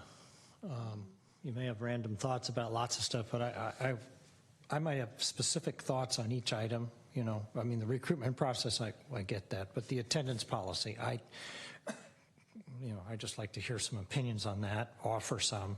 And then if we could, I don't know if we get consensus since it's a study session item, and then kind of move on to the next. Anybody have any thoughts about that? Or do you want to just take them in random order and just offer general comments? Well, I guess I was just offering some sort of general comments about some of the specific ones myself. I actually don't necessarily see a problem with sort of doing a little bit of a mixture of both. I mean, as I said, I had like that last comment I was making, it wasn't anywhere in here, okay? But I wanted to bring it up because I'd like to see if anybody else shares that view. But I also think that there's not a problem with going through the specifics of what staff has suggested that we think about. It just, you know, by definition almost, if you do that, you're bound to only consider the things that were put before you as opposed to things that you might have that you want to bring forward. So I suppose we could come back to, I'm just saying informally follow the outline. Are there any other comments or questions or thoughts from the dais? I mean, Adam? Sure. Just a point, Mark, that, or I should say, Chair Olbert, that you made about the subcommittee. I think I hadn't thought about that, but after thinking through, I mean, I would agree with you that I think it's something we should maybe have further discussion on, because I'm not sure, you know, having two people decide who gets to come forward is the right approach for that versus the whole council. And to be fair, I mean, like, as I said, we almost did it, the earlier council did it almost in desperation, because with 53 people. Right, I think with certain instances that you highlighted with the shack, I think that makes sense. When you have 53 people, you can't go through all that. You'd be there for days. But I sort of, in terms of regular course or regular process, I would be supportive of having a discussion about that and see where that might not be the best approach. Jeff, did you have something you wanted to say? I was just going to add two things. Your comment earlier, Mr. Chair, about the involvement of the commissions in idea generation. we're all knocking the rust off after the summer, but your colleagues did agree with you at the last mini retreat, and the process that we've come up with to address that is we've asked all the department directors who work with commissions to work with their commissioners so that later this fall, each commission will hold their own mini retreat to talk about idea generation, and that they'll generate information that will be passed on to the council for your mini retreat and the strategic plan, so you have the opportunity to hear their thoughts unfiltered in terms of what they think might be appropriate year-long agenda work items for their commissions. And then in terms of the subcommittee, I was just going to add a little bit more detail about the process we went through last time. One of the things we're thinking is that if we do combine recruitments, that we will be generating larger numbers because we'll be recruiting for all the commissions at the same time, so that we will be in the 20, 30, 40, maybe 50 person range in terms of applications when that's all unified. But what the council did when they did the committee interview structure, I believe, was they had the subcommittee do a cut and then make that recommendation to the council, so that the council blessed it and had the opportunity for the other council members to recommend adding or removing anybody from that list before we did the interviews, so that the full council got a bite at it without having to necessarily fully focus on it like the subcommittee did. Isn't that what we did? Something to that effect? It is what we did, but I will also point out, I think I was on that subcommittee. I was actually grateful that I was on the subcommittee because in effect, unless somebody had very strong feelings about somebody that we had not put through the filter, past the filter, what were they going to do? I mean, that's where if you don't have the interaction, you don't have, so to a comment Adam made, I think when there's a big pool, it's sort of like something you do when you have to do it. It's not what I would do as an ordinary course of business. Sarah. Thank you, Mark. I really like the idea of having the retreats. I think that's a great way to generate ideas. I also wanted to comment on something you said earlier, Mark, about the alternates. I feel like when I was serving on EDAC, 9 times out of 10, the absences were related to work commitments. And it was my understanding from Crystal's presentation that alternates would sit at the table, participate, they just couldn't vote. But I'm just kind of wondering, would we have like 1 or 2 alternates per commission, such that when there is an absence, that person would step in, right, and fill that seat? So they would be, usually on EDAC we had at least 1 absence each time, so I feel like the alternate might actually be busy. That's just and I do remember Amy's presentation from Parks and Rec Commission that a number of their meetings had been canceled due to lack of quorum, which would also keep the alternates busy and involved. Thank you for explaining. I had always wondered when people were giving me the feedback they did when I met with them privately. People tend not to want to say, well, I wasn't at the meeting because of something having to do with me. It's because you didn't give me enough good stuff to do. Okay, so that's good feedback. Laura. Thank you. I think a couple of things. I don't know that we fully appreciate why attendance across some of the commissions has been lacking.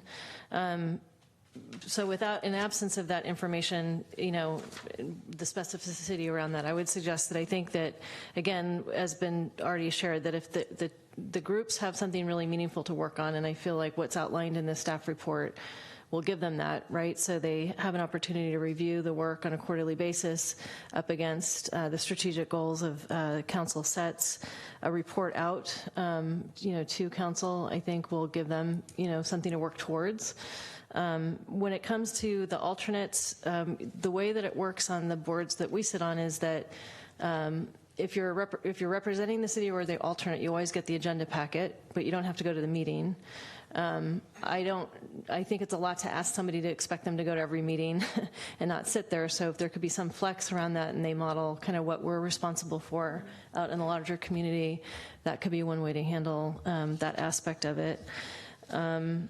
The subcommittee piece, I understand that I do like the idea of going to like one application and they check a number of commissions that they're interested in. when it comes to having a subcommittee, the request I would make is if we move in that direction, that we make sure we have really clear criteria to ensure diversity and inclusion.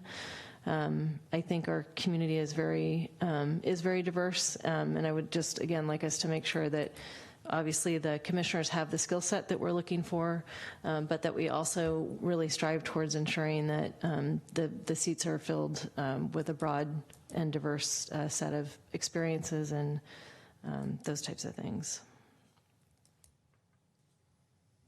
Adam. So I think for most of these things, I think would be good to kind of move forward with in terms of the, we can start with the attendance policy, the quarterly reports, the mini retreats, reappointment, the standing committee I have some concerns about. Expanding, I think, is a good, and having 1 or 2 alternate members to potentially fill spots, and I'm not so sure about term limits, but I'm open to that discussion. I just want to add on, Laura, to your point, and more of a question to understand, if we're going to go to sort of a single pool, what does that application look like if someone puts planning and transportation? I mean, what kind of questions? I mean, what are we going to try to glean from that to determine they might be qualified? And I don't know if Laura, if you're the right person, but more if Crystal or Jeff or others might have thoughts on what they might imagine what that application would look like. Would be just a question to ensure we're kind of getting the right people for the right spots. Right. So we're looking at having the application include supplemental questions that would address all the commissions. So one question with a TNC specific question, one question with planning, just to kind of get a sense of more their background, their interests, and see if they would fit for that, be a good fit for that. And we also kind of gear the interview questions for council to address those as well. Thank you. Greg, as I was listening to the conversation here, a thought occurred to me, and again, thinking back to SHAC where we had 50 some odd applicants. Do we have the ability, when we have a very large pool of applicants, to appoint 2 separate subcommittees? In other words, say that these 2 council members interview 25 people and come up with 10, and the other 2 council members interview people and come up with 10, and then bring that whole thing back to the council. An interesting thought, but I think it's probably would be frowned upon because the 2 different subcommittees would be on the same subject matter, and then you'd have more than a quorum working on the same subject matter. Even though they were not ever working together. Well, I just I mean, that's the interesting part of it. I understand your point, but I'd be concerned that we'd have a majority working on the same task essentially, even though there might be a way to break up the it might responsibility. put you in the position of having to prove that they had never collaborated, which would be hard. One thing that the council could consider in the event of really large application pools is maybe having a special meeting where you do a paper interview. You don't have the candidates there, but you all sit down together and just focus on the applications and make a cut as a group to that level, and then we invite them in for interviews at a separate meeting. Okay, that certainly sounds reasonable. Why don't we, if my colleagues are okay with this, why don't we sort of take a page from what Ron was suggesting a few minutes ago and kind of go down the list here and see if we have a consensus for or against various things, and then at the end circle back and say, is there anything else that wasn't on the list that we want to form a consensus on? So Ron, since it was your idea, would you like to walk us through that? All right. We'll start up at the top. I think there's general agreement on the recruitment process, unless I hear otherwise. Which is the idea of broad pool, general application, check the boxes, right. Specific questions for commission appointments that commissions that they're applying for. The attendance policy, I'm not really clear on what the Commissioner's Handbook says, so I'm wondering if that's something that we should talk about specifically. I don't remember seeing one when I was on the Planning Commission or EDAC, so. The handbook currently doesn't go into much detail. I think there's only maybe a paragraph on the section of attendance. So we would definitely beef that up. Councilmember McDowell provided a very nice sample of a neighboring city and how they have added in the leave of absence language. So we would mirror that closely. I believe it's very similar to maybe how employees have the leave of absence, where it's a 3-month period that they submit for, and then they have the option to request for extended leave. Crystal, may I interrupt you for a second, because maybe I'm confused about something. So we have an attendance policy, whatever it ends up being, and so we're keeping track of who's at which meetings. What happens if people don't show up at enough meetings? Are we saying we have a policy where if you show up for less than 75% of the meetings and you don't have excused absence, you're immediately ejected from the commission? So how it's currently worded is that if a commissioner does not attend for a period of 60 days or more, or 3 consecutive meetings, that's deemed for cause for removal. Staff has been pretty relaxed with that. And so we haven't really been I guess, reprimanding that part of the policy. So we're looking at really focusing on that, since that does seem to be an issue that we're looking at for a lot of the commissions. Thank you. What I was leading up to was almost if we were to be both flexible and a little bit more rigorous about following up and using the policy that we currently have. I can almost imagine a situation where somebody from staff, whoever the lead person is, comes to talk to me saying, hey, Mark, I don't know what it is, may not be any of my business, but you've missed a bunch of the last meetings. Can you still be on the commission? And just sort of mutually, people can resign whenever they want, right? And if staff runs into a situation where, for some weird reason, there's a defiant commission member, you tell us, and I think we have the authority to remove anybody from the commission whenever we want. Right. So we may not need anything more formulaic than that, or more formulaic than what we already have. You just have to sort of press the system a little bit more. Yeah, I don't think that particular aspect needs a lot of tweaking. One thing the council might think about is for the commissions that only meet 4 to 6 times a year, that language that exists now didn't really anticipate that. So when you say 3 consecutive meetings, that could be 9 months out of the year a commissioner hasn't come to a meeting. So we could look at making it a percentage. If you miss so many percentage of the annually scheduled meetings in a row, then that's the position you're in, as opposed to numbers. But it's a fairly minor issue, because, like you say, when it becomes if and when it becomes a real problem with a specific commissioner, we have conversations with them and ultimately would have to bring that to the council's attention. And you've asked for that information to be included in the renewal of existing commissioners if they choose to re-up in their appointment. And I think part of the proposal, or the idea staff came up with here, was that you would be reporting to us on a regular basis, like an attendance report. Okay, so if we started getting concerned, we could act.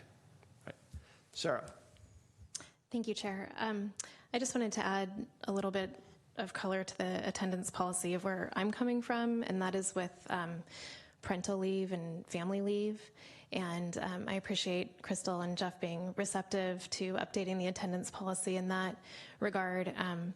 As Laura mentioned, I think it's really important to have a diverse commission in all cases, and that goes to really trying to attract people who maybe feel like they can't join because they're going to start a family or have young children or are nursing. And I think it's important that we add some, further language to the absence policy, where if you have a baby, you're not going to be kicked off of a commission, or how nursing accommodations would be met. And in fact, I'd like to kind of think of the topic a little more broadly than parental leave. Maybe we could call it family leave, because I know that people deal with the illness of a spouse or a parent. You know, we all have aging parents, and so I think that, you know, making those accommodations so that we can attract a wide array of candidates for these really important jobs is important, and it's important that our city work reflects that too. I think those are all really good points, and I personally I like the idea that. But let me sort of test something with you. In my limited experience with this kind of thing, where things start getting difficult, if they get difficult, is when you try and define sort of the exceptions. And you used a word and I don't know how flexible we are as a matter of policy, but you know, to me, I would love to see us in our policies define a commitment to being flexible and adaptive. In other words, some of the things you were talking about, it's like, well, maybe instead of having the meetings in the evening all the time, I'm making this up on the fly, we do them in the morning, okay, for a commission, because the particular commissioners, that works better. And we task staff with being flexible about when that kind of thing gets done. I don't know if that would be more accommodating. It's just I worry a little bit about trying to define all of the things that sort of define what we mean to be flexible. And then if we've missed something, then we end up angering somebody because they're like, well, you left me out, you know, and we did, but it's not because we wanted to. It's just that we didn't think of it. So would we gain value by committing ourselves to be more flexible about how meetings are done, telecommunicating in to the extent you can? Does that buy us enough to make the universe of people who can participate bigger? Which is, I think, the goal of what you were saying. I'd have to think about that. I think that, you know, adding some color to the current handbook, it needs some updating. So, you know, I think when someone has a baby, not having to come in and formally request time away, that, you know, we can look at that as being more automatic, or I don't know. I'm sure Crystal will come back with some language. I don't want to sit here and draft it, but I take your point of flexibility in the commissions. I'm just not sure how it would work.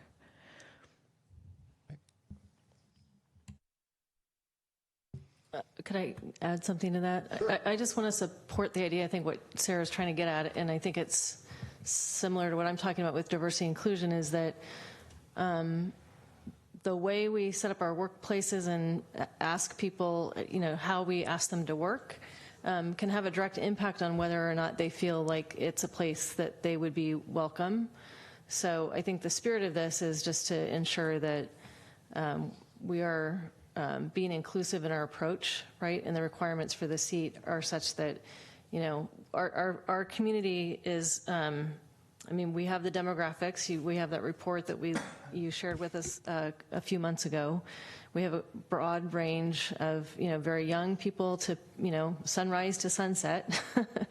And I think that the interest here is to want to make sure that anybody who may have an interest in leadership and wanting to serve their community knows that they can do that, and that they're invited to apply for an opportunity. But if there's things that, if we're going into an attendance policy that's very strict and very narrowly defined, that could inhibit somebody to not want to apply. So I think the spirit of doing some sort of a family leave, or, you know, aging parent, some of the larger Fortune 500 companies have very progressive leave policies, so we could look at some of those to try to better understand how we're the larger companies in this midst of war on talent trying to attract a diverse workforce. I think there could be some interesting language there that we could pull.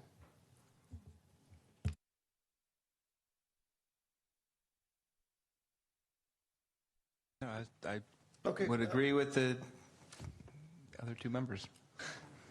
We should put something, and let Crystal and Jeff come back with something and do that. Pardon? I think we probably beat that part of it up pretty well. Let me continue? Sure. Okay. Quarterly reports from the chair. I like that idea personally. I don't know if there's any, what else to add? I think that's great. Good. You're good with that. I think we already talked about commission mini retreats. That's going to happen, right? Okay. Can I inject one thing there?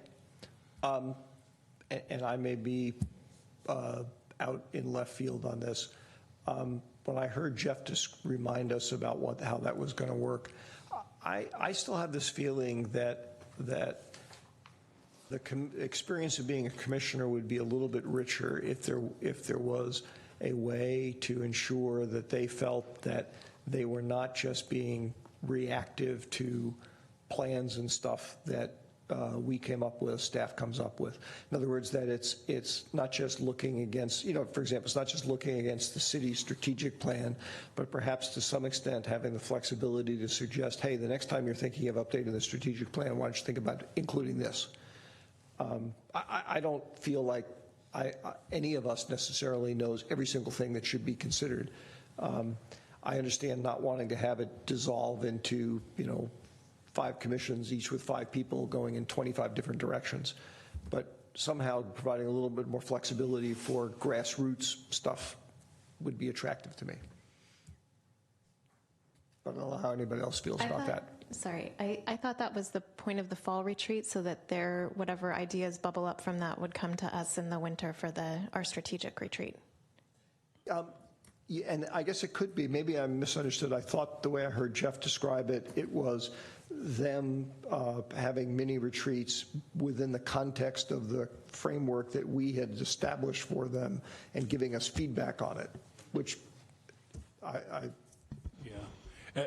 Actually, what we would be doing is asking them to have their mini retreat first before you have your mini retreat that gets you ready for the strategic plan, so that they could provide you with their input as you begin to set your own agenda as a council.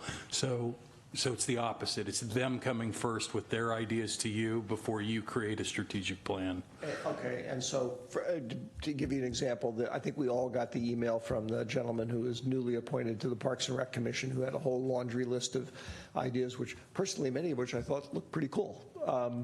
So that would be a forum where they could discuss that as a group, filter it down, and send something up to us that we might not have asked for or even anticipated. That's correct. You would get sort of the list of the commission priorities as they see it, that you would then filter into your own priorities as you create your plan. Okay. I'm more comfortable with that. I had one other question. We used to have a council liaison to these commissions, did we not? Do we still? I was looking at what I... Yeah, we used to, and then I believe we removed it actually maybe just this past year. Looks like we have one still, transportation and circulation. Is that that's not for the commission? That's not TNC liaison, correct? Okay, well, my idea was whether or not we wanted to potentially include a council member on any of these mini retreats. I just thought of that, so no huge pride of ownership my there. My problem is, depending on the topic, I'd like to have 5 council members, and that would sort of defeat the purpose. It just occurred to me, so I don't know if there's any interest at all, but if that would be helpful to the process, or you think it might limit the free flow of information, or what? It's a thought.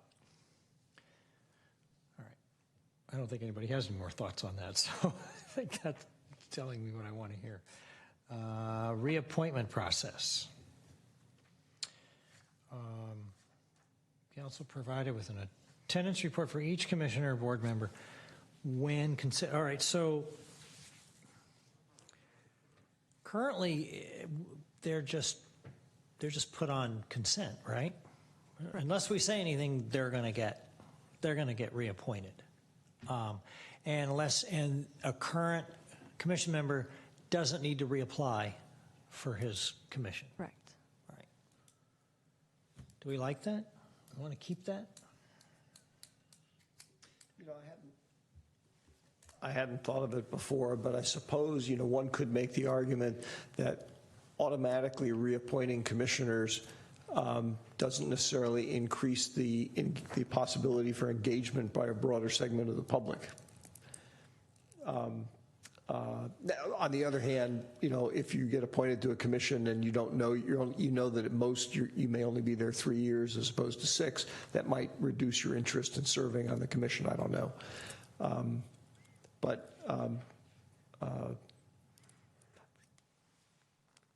Well, I'm just thinking, you and I had an issue, not an issue, but there was a commissioner of several years back that was up for automatic reappointment, and it was a rather uncomfortable process because we were specifically calling out that commissioner and questioning whether or not that commissioner should continue. And I'm wondering if requiring a formal reapplication of every commissioner might not be a good way to do it. Well, it was, certainly from the point of view of dealing with that stress, in other words, that a council member might have concerns about reappointing a commissioner but doesn't want to confront the issue, I think you're right, because then everybody's in the same hopper. You're not distinguishing anybody. Right. That's what I'm getting, and I'm just wondering if there's interest there in requiring everybody whose term is up to resubmit for reappointment. Other comments on that topic? I'm not trying to open to that. I think it also ties into that last piece about amending term limits, because if we're getting rid of term limits, then the person could be there for forever. Versus, so that would be part of the. I think they're related, depending on what we decide to do. I hadn't thought about that. That's a really good point. If everybody has to reapply every time, then I don't know. I mean, I'm not a huge fan of term limits anyway, but that sort of reduces the need for it even more. If I can add a little bit of history, I don't really have an opinion, and I don't think there's a right or wrong answer here, but those two issues were linked by the council when they made this change, and it's got to be like 10 or 12 years ago now that this change was made. It was quite a while back. And what was happening at the time was there weren't term limits, or they weren't to this extent, and the council did do interviews for all positions, but 99 times out of 100, the incumbent got reappointed, which was frustrating to the other applicants, kind of getting to that. Oftentimes if you're applying for a job, one of the first questions you'll ask a recruiter is there an inside candidate? Because right then, well, let me do a little research on that, and then I'll kind of get a sense on if I'm wasting my time here or not. And so what the council did was they sort of created the reappointment process to streamline that, so they weren't interviewing a whole bunch of people just to then tell them, sorry, we're reappointing, but then they put the term limits in place so that there would always be some vacancies coming up to get new blood onto the commissions. That was the issue that they were wrestling with at the time. Well, I appreciate the reminder. As you were talking, it almost struck me that maybe you deal with the issue Ron was raising and what you're talking about by saying that you get appointed to 1 4-year term, okay, and that's it, or 5-year term or something like that. So you have time to actually learn the ropes and add value and decide what you want to do next. But that's it, and then you never come up for reappointment, and you don't have the inside track issue for new applicants. Laura. I think, I don't know what the answer is, but I would like to ensure that whatever policy we put in place, it encourages people to come forward and apply. Right? I mean, our community, since I've been here, I have seen it change. It's dynamic. The challenges of our communities are going to change over time, and we may need different skill sets and perspectives as we move forward. And if it's always the same people all the time, I don't necessarily know that that's a good thing for us. So for me, the objective would be about, encouraging people to step forward and get that experience and share what they have to share in their leadership.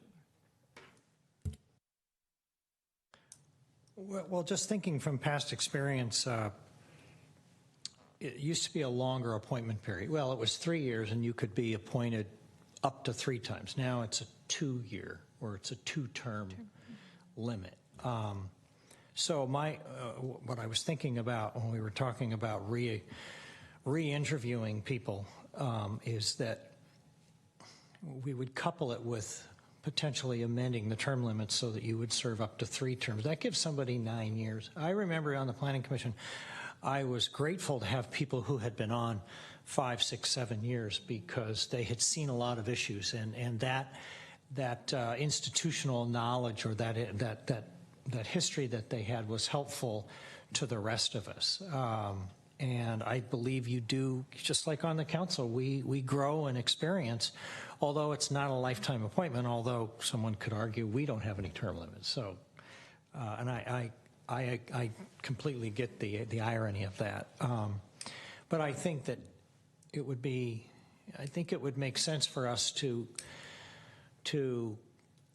have people make their case to remain on. In other words, some of us are already appointed to certain positions in the county, and we have to reapply at the end of each one, and the rest of the mayors have to choose us, and whether or not we get reappointed is dependent on their impression of how we've done, and sometimes we have challengers, and I'm thinking that at least at this level, I would personally just like to have the option of re-interviewing a person, and it could be that that person has decided that maybe that it's not what it turned out to be. It could be that there are issues that have been developing that we're not aware of. And maybe somebody better comes along. We have an opportunity to improve a particular commission by changing people out. And on the other side of that, then we would reward those people who we believe are performing well and have made a positive and significant contribution, and who the staff thinks might be valuable in continuing on by extending the number of times that they could be reappointed. That's my thinking process.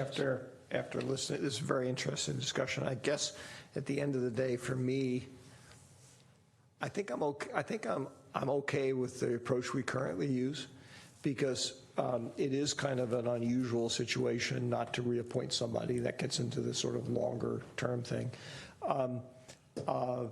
We don't, if we choose not, like as happened, if we choose not to reappoint somebody and we have this pool approach, then we may just turn to pick the next person in the pool, depending upon how we have that set up.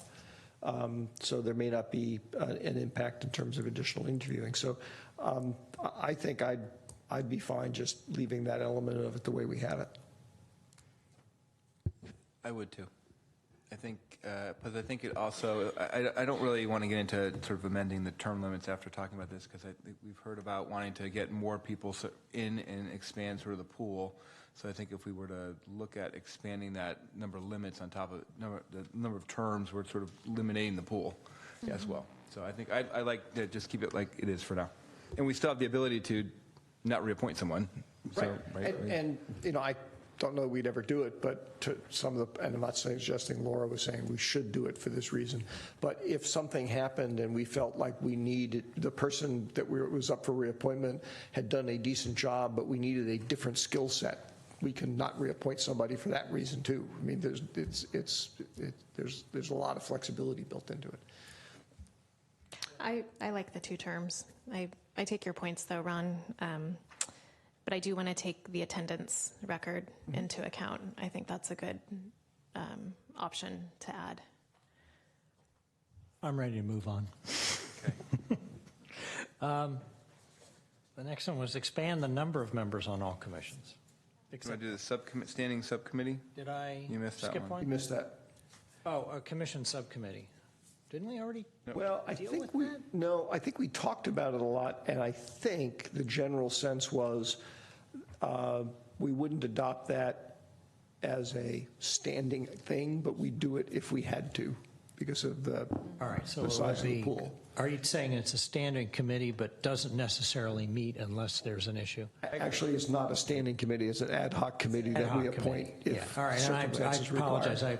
I missed the part about review reappointments. Right. And I actually like Jeff's idea about we might on paper do one without having to do interviews, and we could make an initial cut with the 5 of us and then go.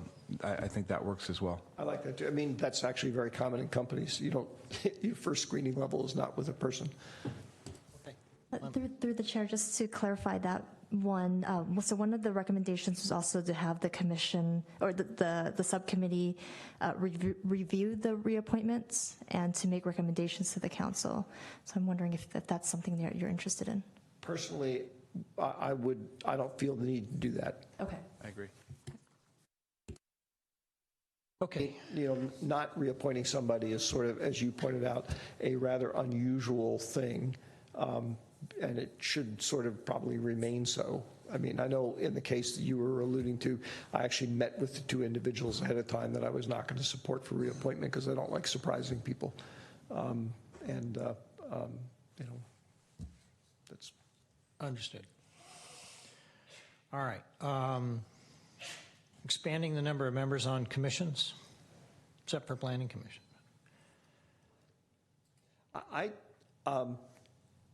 Most of the discussion I recall hearing was sort of around this one or more variants of the alternate concept, and I kind of like that better than just expanding the commissions. I like the idea of doing one or the other.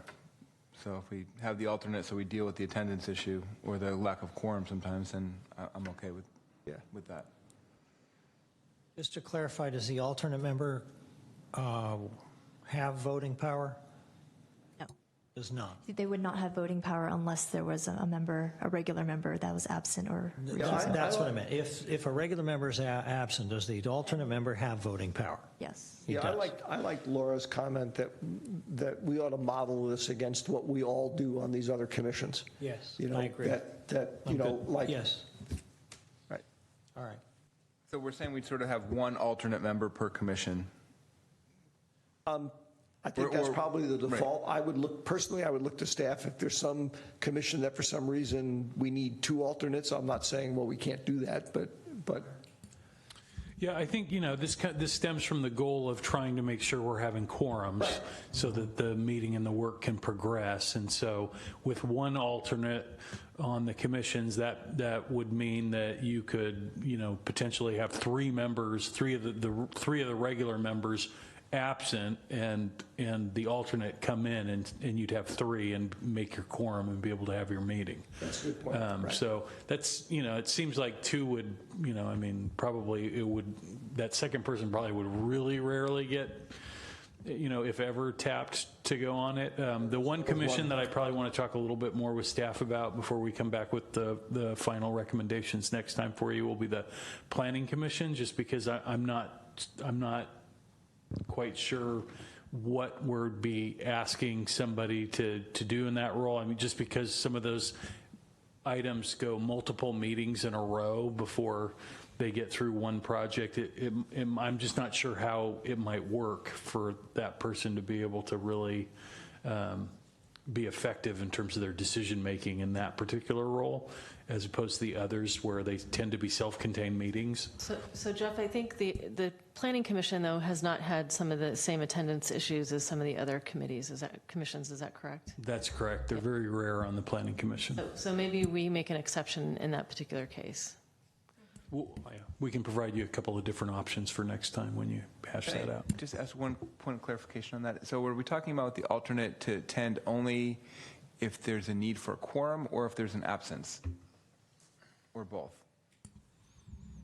I would think it would be any known absence. So they could still vote. We could have they could be the fifth person instead of the third person attending. They'd still have voting powers, and they would be the. Okay, I'm fine with that. I just wanted to get clarification. Yeah, I think Jeff was just responding to my comment that if we had to have more than one alternate, and he was just saying that's going to be really unlikely because you'd have to punch all the way down through the quorum to limit to do that. All right. I think that's it. I think we are. I think we're done. Thank you, Ron. You're welcome. We can take a 5-minute break. We are adjourned until 9:20.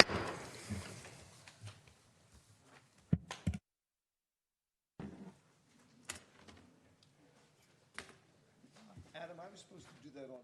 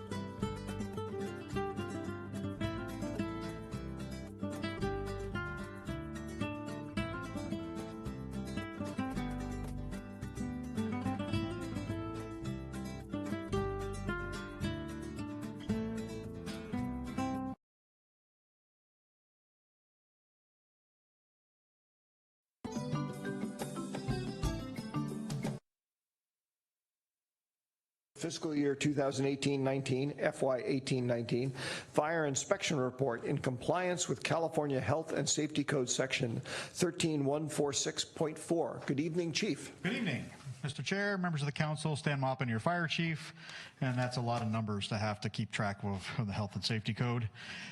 Senate Bill 1205 was introduced and adopted by Senator Jerry Hill and adopted recently.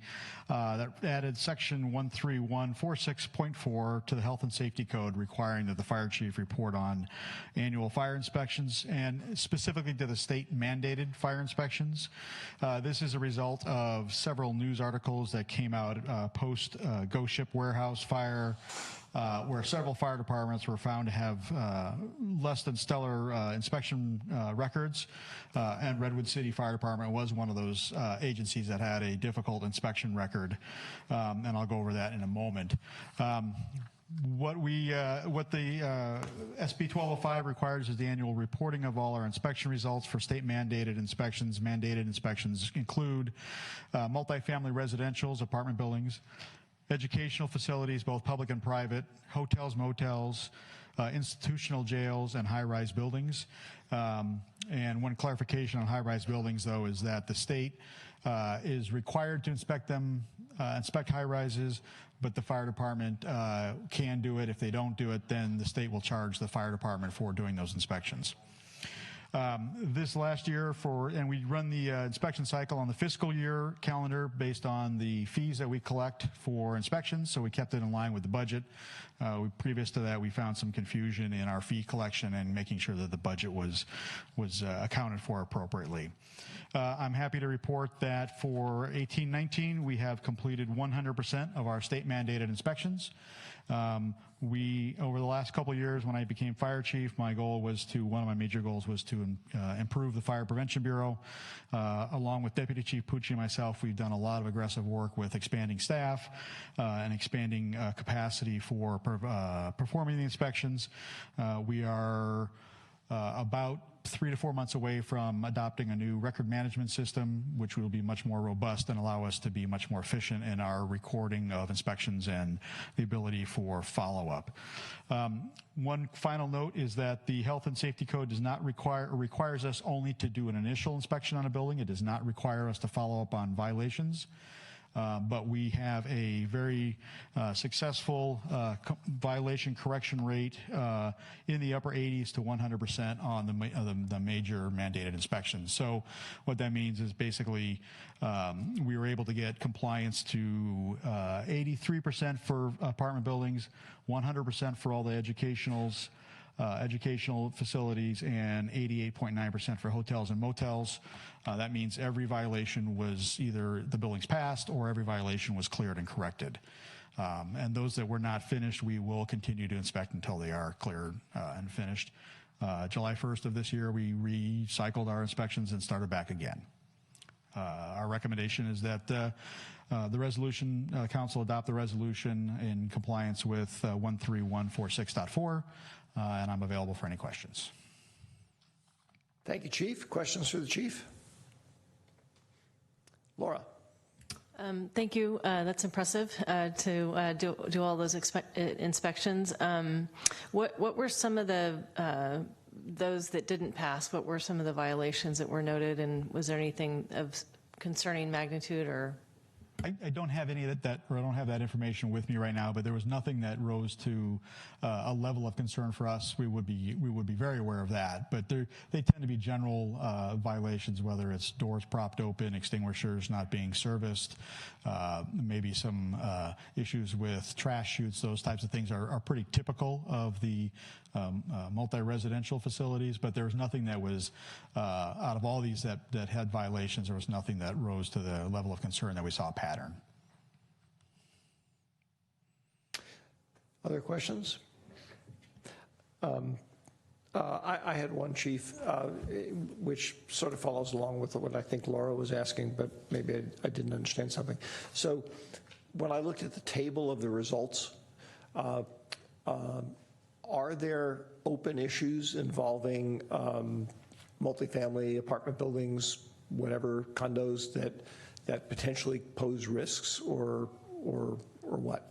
So, and one point of clarification is it's only apartment buildings. The condominiums, we inspect the general building, but we don't inspect the individual units and that type of thing. But with the what was that 16.4% that are left, they're just violations that just have not been cleared yet. They could have been inspected in May and June, and they just haven't had a chance to finish their corrections yet.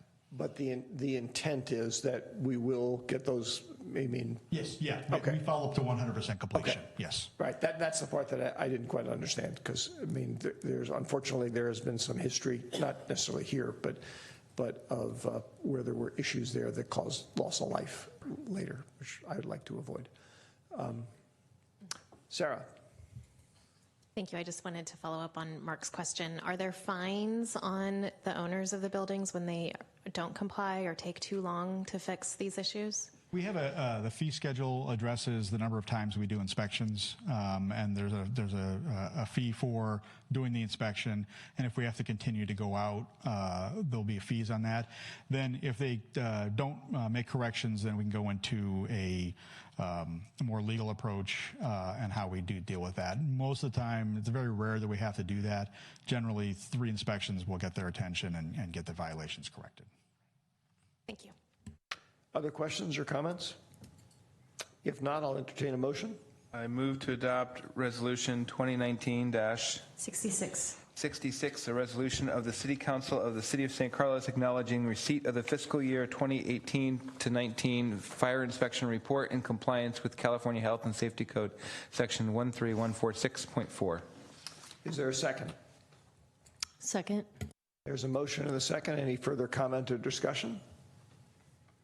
Seeing none, Crystal, would you please call the roll? Councilmember Collins? Yes. Councilmember Palmer-Lohan? Yes. Councilmember McDowell? Yes. Councilmember Olbert? Yes. And Councilmember Rack? Yes. Thank you, Chief. Now we move on to 11B, consideration of adopting a resolution approving a professional services agreement with Shaw Kawasaki Architects in the not-to-exceed amount of $787,611 to provide engineering services for the Fire Station Number 16 replacement project C9823, and authorizing the city manager to execute and amend the agreement as necessary for additional services within the project budget. Good evening, Stephen. Mr. Chair, may I interrupt? I live within the zone of this project, so I'm going to recuse myself. We'll miss you. Thank you.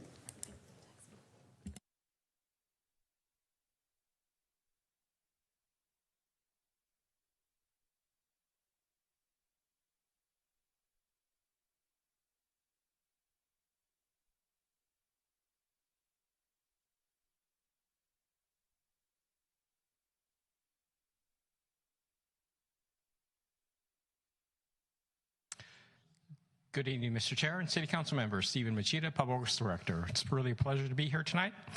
As you're aware, this project is currently fire stations located at the intersection of Alameda, De Las Bocas, and Howard Avenue. The building is over 60 years old and currently does not meet seismic or building codes, but basically it means the building essentially is functionally obsolete.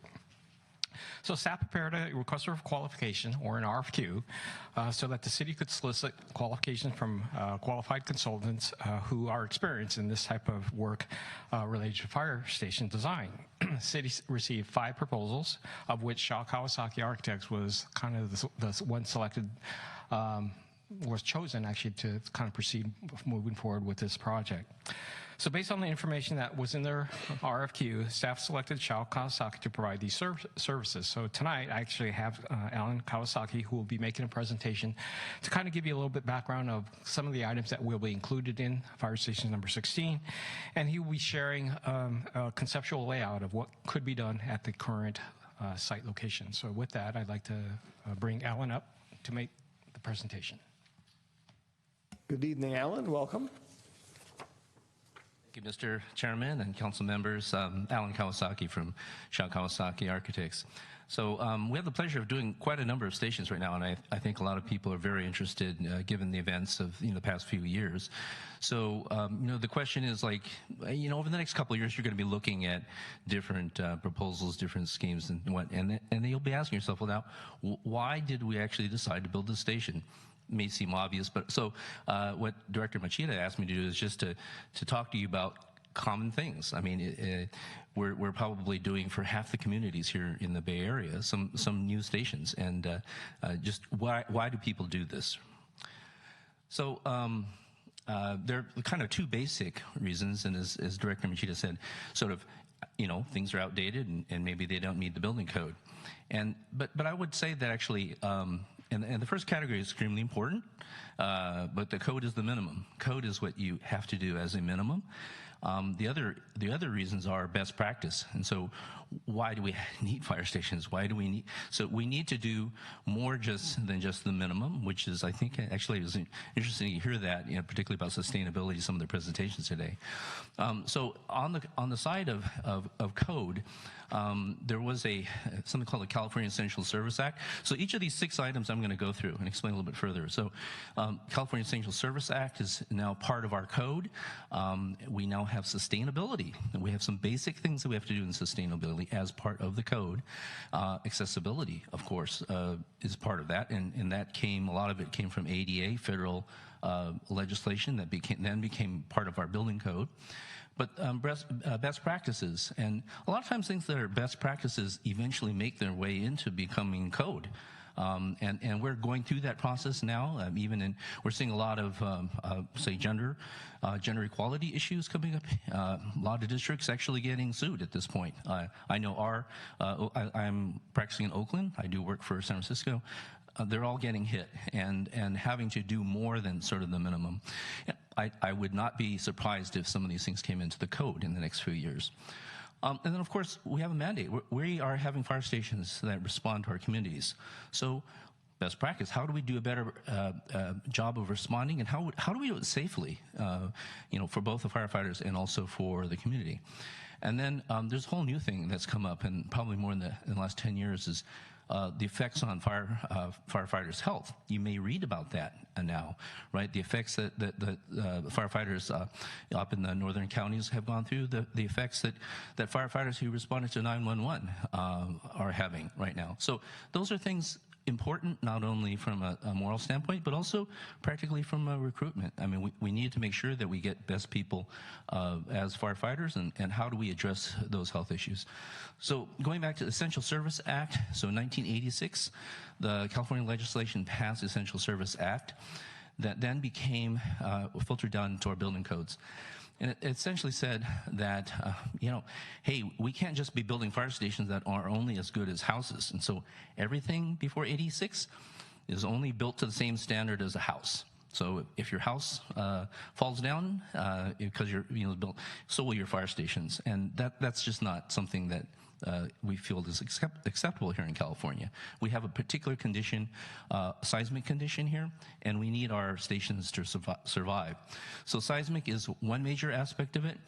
The other thing that's written in there is the station should maintain operations. Now, that may seem obvious. If we have a fire station, or if we have a major fire, we have to be operational, not just sitting there, but able to actually serve the public. And the code says, to the degree or insofar as practical, it recognizes our funds are limited. It says that basic things include electrical, communication, but there are many other things that we do in order to make a station remain operational after a major disaster. Sustainability, we've heard about that today. California actually is way ahead of the nation in enacting codes. So if you may have heard of LEED silver, LEED gold. In California, if we aren't able to put LEED silver plaque on a station, we haven't even met the code. So our minimums in California are pretty much designed to LEED silver, and you will get that irregardless of whether you say LEED or anything else, because it's within our code. But in fact, we always strive to do much better than minimum. And things that are important to us in the fire stations, we have a lot of aprons. We call them, they're hard surfaces. So there's a lot of storm water that we have to put into our water systems, and we have to treat that. We have, of course, native landscaping.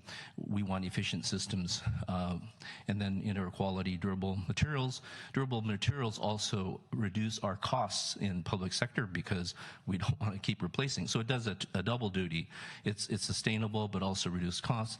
And then, of course, photovoltaics, renewable energy, and we've heard a lot about the move towards electric power. And for instance, at Oakland right now, we're not even allowed to put gas into our buildings. San Francisco, I believe, has moved that way too, and soon I'm sure you guys will be dealing with this as well.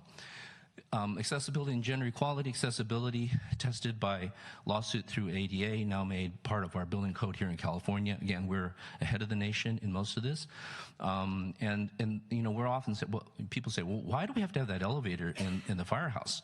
right? Well, we know that we have tours. We know that we have kids come through firehouses. We cannot discriminate. We cannot say, well, you can't go to the upper floor. And we have just people visiting firehouses.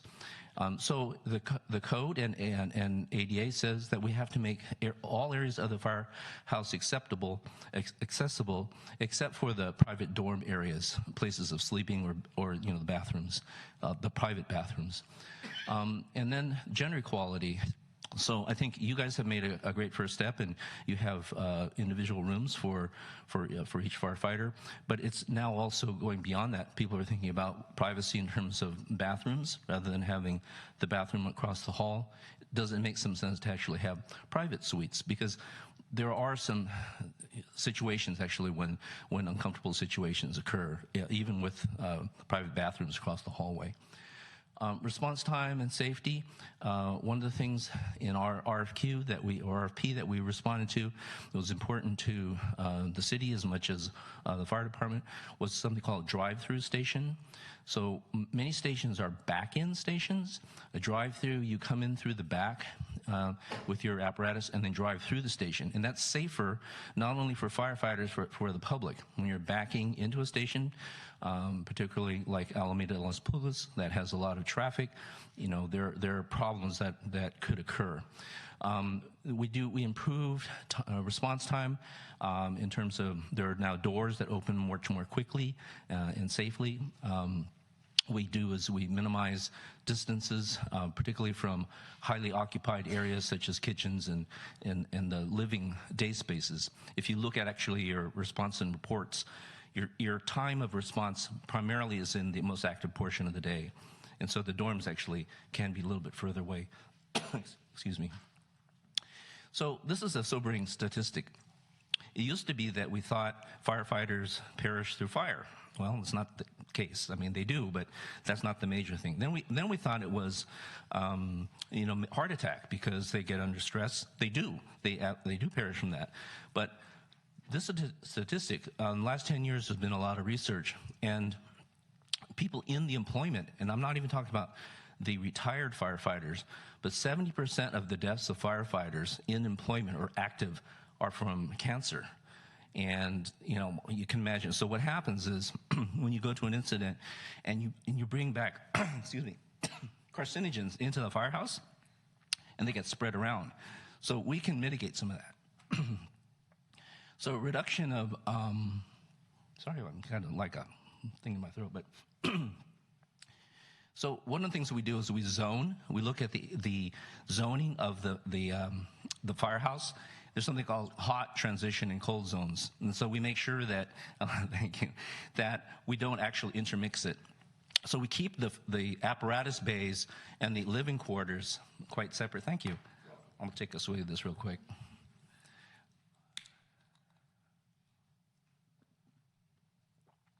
We keep them really separate so that none of the carcinogens from the apparatus bays come in. We make sure they're air seals. So there's that. There's also cleaning stations, because it used to be that all the cleaning, like the janitors, was just in one place. So the same mops that were used to clean the apparatus bays were being used to clean the inside. So there are things now that we're doing in order to keep things keep the spread of carcinogens not occurring. And same thing in kitchen design. They're more commercial-like rather than normal residential that help with keeping things clean. So what we did was, particularly because of this request for drive-through, and you guys are a little bit unique. Normally, we'll get, when we have a station as drive-through, we'll get two properties. We'll get another property, but in your case, you wanted to use the same property and have a drive-through, and that was a particular challenge. So we just did a test solution. Our contract will be to look at a couple solutions, but this is just one we did for the RFP. This is your site, and you can see that the existing one-story building is taking up, 2/3 of the site. So it's in order now to have a modern fire station, you have to increase by about 50%. So how do you do that? Well, you'll have to go 2 stories. And in order to, so if you imagine 150%, but then dividing it into sort of 2 floors. So maybe the footprint will be 3/4 the size of this footprint. And you would come in the back and you would go out the front. And the trick here to making this thing work, and we did this with a recent station in San Mateo, is rather than a standard door 14 foot, we're going to do an increased door 16 feet so that the actual part of the turning will actually occur inside the apparatus bay. And this is sort of somewhat of a unique idea, but it absolutely will work. It allows us to do more constricted sites. We're also looking at the code, your planning code, and we found a way to get this actually to fit and meet your planning restrictions. So on the first floor, the concept is that most of the dirty things, carcinogen type things, will stay on the first floor, and then the second floor would remain clean. So all your living space would be up on the second floor. And this particular plan shows what I call sort of more of a hotel style, where each dorm has its own private bath. But again, this is just one way of doing things, and we will be looking at multiple ways with your staff and with the fire department, and then working with them to see what the preference is. And beyond that, I mean, actually, dealing with fire and your staff is the easy part. So a lot of times communities, engaging the community is a big part, and particularly the neighbors who are immediately adjacent. So what we do is we'll hold these workshops quite often, sometimes in the bay of the existing station, so they can see the conditions actually the firefighters are subject to. So I think today we're being asked, or you're being asked, to approve our contract, which is for design. Later on, I'm sure staff will come back to you for construction. To give you an idea, so these processes take about 2 years at a minimum, maybe 2.5 years in general, and almost equally split between design and construction.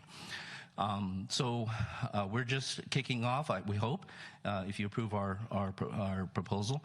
And we have these stages, design phases called pre-schematic and schematic, environmental clearance, et cetera.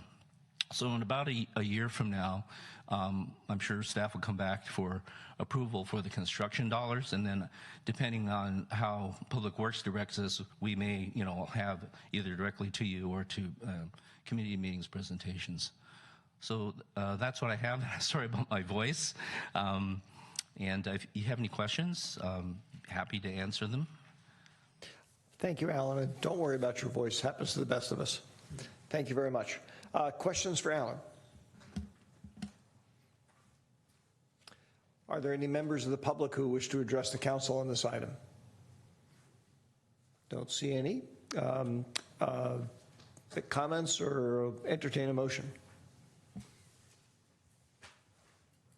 Mr. Chair, I'll make a motion to adopt Resolution 2019-67, a resolution of the City Council of the City of San Carlos approving professional services agreement with Shaw Kawasaki Architects in the not to exceed amount of $787,611 to provide engineering services for the fire station number 16 replacement project C9823, and authorizing the city manager to execute and amend the agreement as necessary for additional services within the project budget. Is there a second? Second. There's a motion and a second. Any further discussion or comment? Seeing none, Crystal, would you please call the roll? Chair Albert? Yes. Councilmember Rack? Yes. Councilmember McDowell? Oh, is recused. Councilmember Palmer Lohan? Yes. And Councilmember Collins? Yes. That completes that item. We will move on to item 11C, consideration of adopting a resolution authorizing amendment number 7 to... Do we wait till Sarah gets back? I just texted her. Yeah, good point I had as well. I have no problem waiting to read it. I'm glad you came back so you can listen to my rendition of the item we're going to be discussing.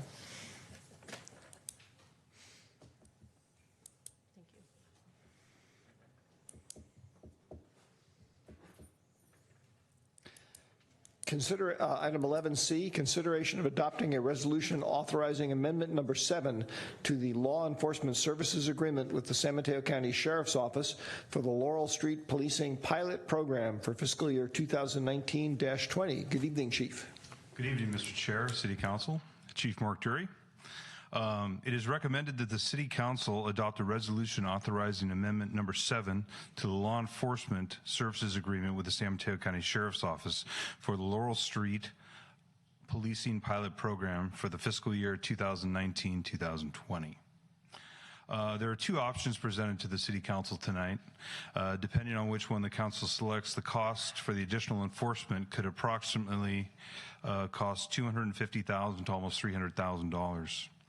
The city currently has the credit with the Sheriff's Office for the amount of approximately $342,000, and the costs associated would be paid through by the prepaid balance. At the May 28, 2019 City Council meeting, the City Council requested the city work with the San Mateo County Sheriff's Office to provide additional traffic support on the Laurel Street corridor. We did a study on that, and we came up with two different options. Our goal is obviously to enforce traffic, and what we've been hearing throughout the year and from the council that we have illegal U-turns, stop sign violations, people violating crosswalk thoroughfares and such. And so we came up with two different options. One is option number 1, which is the option I like for a pilot program, is to have an overtime deputy work 40 hours a week on a 10-hour shift. The shift we were looking at is approximately between 8 and 9, or probably between 9 and 7, or between 8 and 6. And we'd like to keep this kind of fluid, as most pilot programs are. We'd like to start with maybe doing a Thursday through Sunday, but as we move on throughout the year, maybe trying a Monday through Thursday, and probably using our data that we collect, how many citations he writes, how many, or he or she writes, how many stops they make, and to see really where the problematic areas are within on Laurel Street. So we're not married to any schedule or any one person, but we're trying to see what really works best for Laurel Street and what's needed. And it's really there's really various different issues. One of the issues obviously is driving, illegal U-turns, stop signs, but we also have issues with pedestrians not paying attention when they walk, just walking right from the curb, right through the crosswalk while looking at their cell phones, not looking both ways. So as pedestrians and motorists, we have to learn to live together, and that's what I think this pilot program will assist. Also, this pilot program, I think, will be a big headway as the deputy works his way up and down Laurel Street, is really with community engagement. I really think with the business owners, with citizens and the visitors here, I think it'll make a lot of headway that way as well. That's not part of the staff report, but I really think that's part of benefit of this pilot program that maybe we didn't plan, but we will definitely see. Option number 2 is actually a dedicated position. The position that I was thinking of was to be a 4-10 schedule during the week, and the cost would be about $235,000. Option number 2 would be an actual dedicated deputy position. So that's with salary and benefits, and that's at $246,000, and with overtime backfill and for a full deputy. So if the deputy wasn't here, we would pay someone else to work his overtime. We're getting close to $300,000. I really like option number 1, just to kind of see what we have, and so we can kind of fine tune it to our needs and to see if we actually do like it. So that really concludes my presentation. Any thoughts or questions? Thank you, Chief. Adam. Thank you, Chief. Thanks for putting the time in on this. I appreciate it, and for staying late. Sure.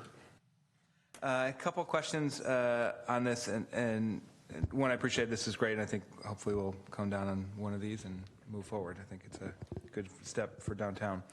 I guess, so one thought I had is just, can you just outline a little bit more? You talked about Laurel, but I mean, I look at the downtown as Walnut and Elm. We've got this area here and others. So what I wanted to sort of get a sense for the location that you're looking at and how far down Laurel, let's say, or what sort of zone are you anticipating? I think we're going to, the way it's going to work is we'll assign a deputy, we'll have an extra car.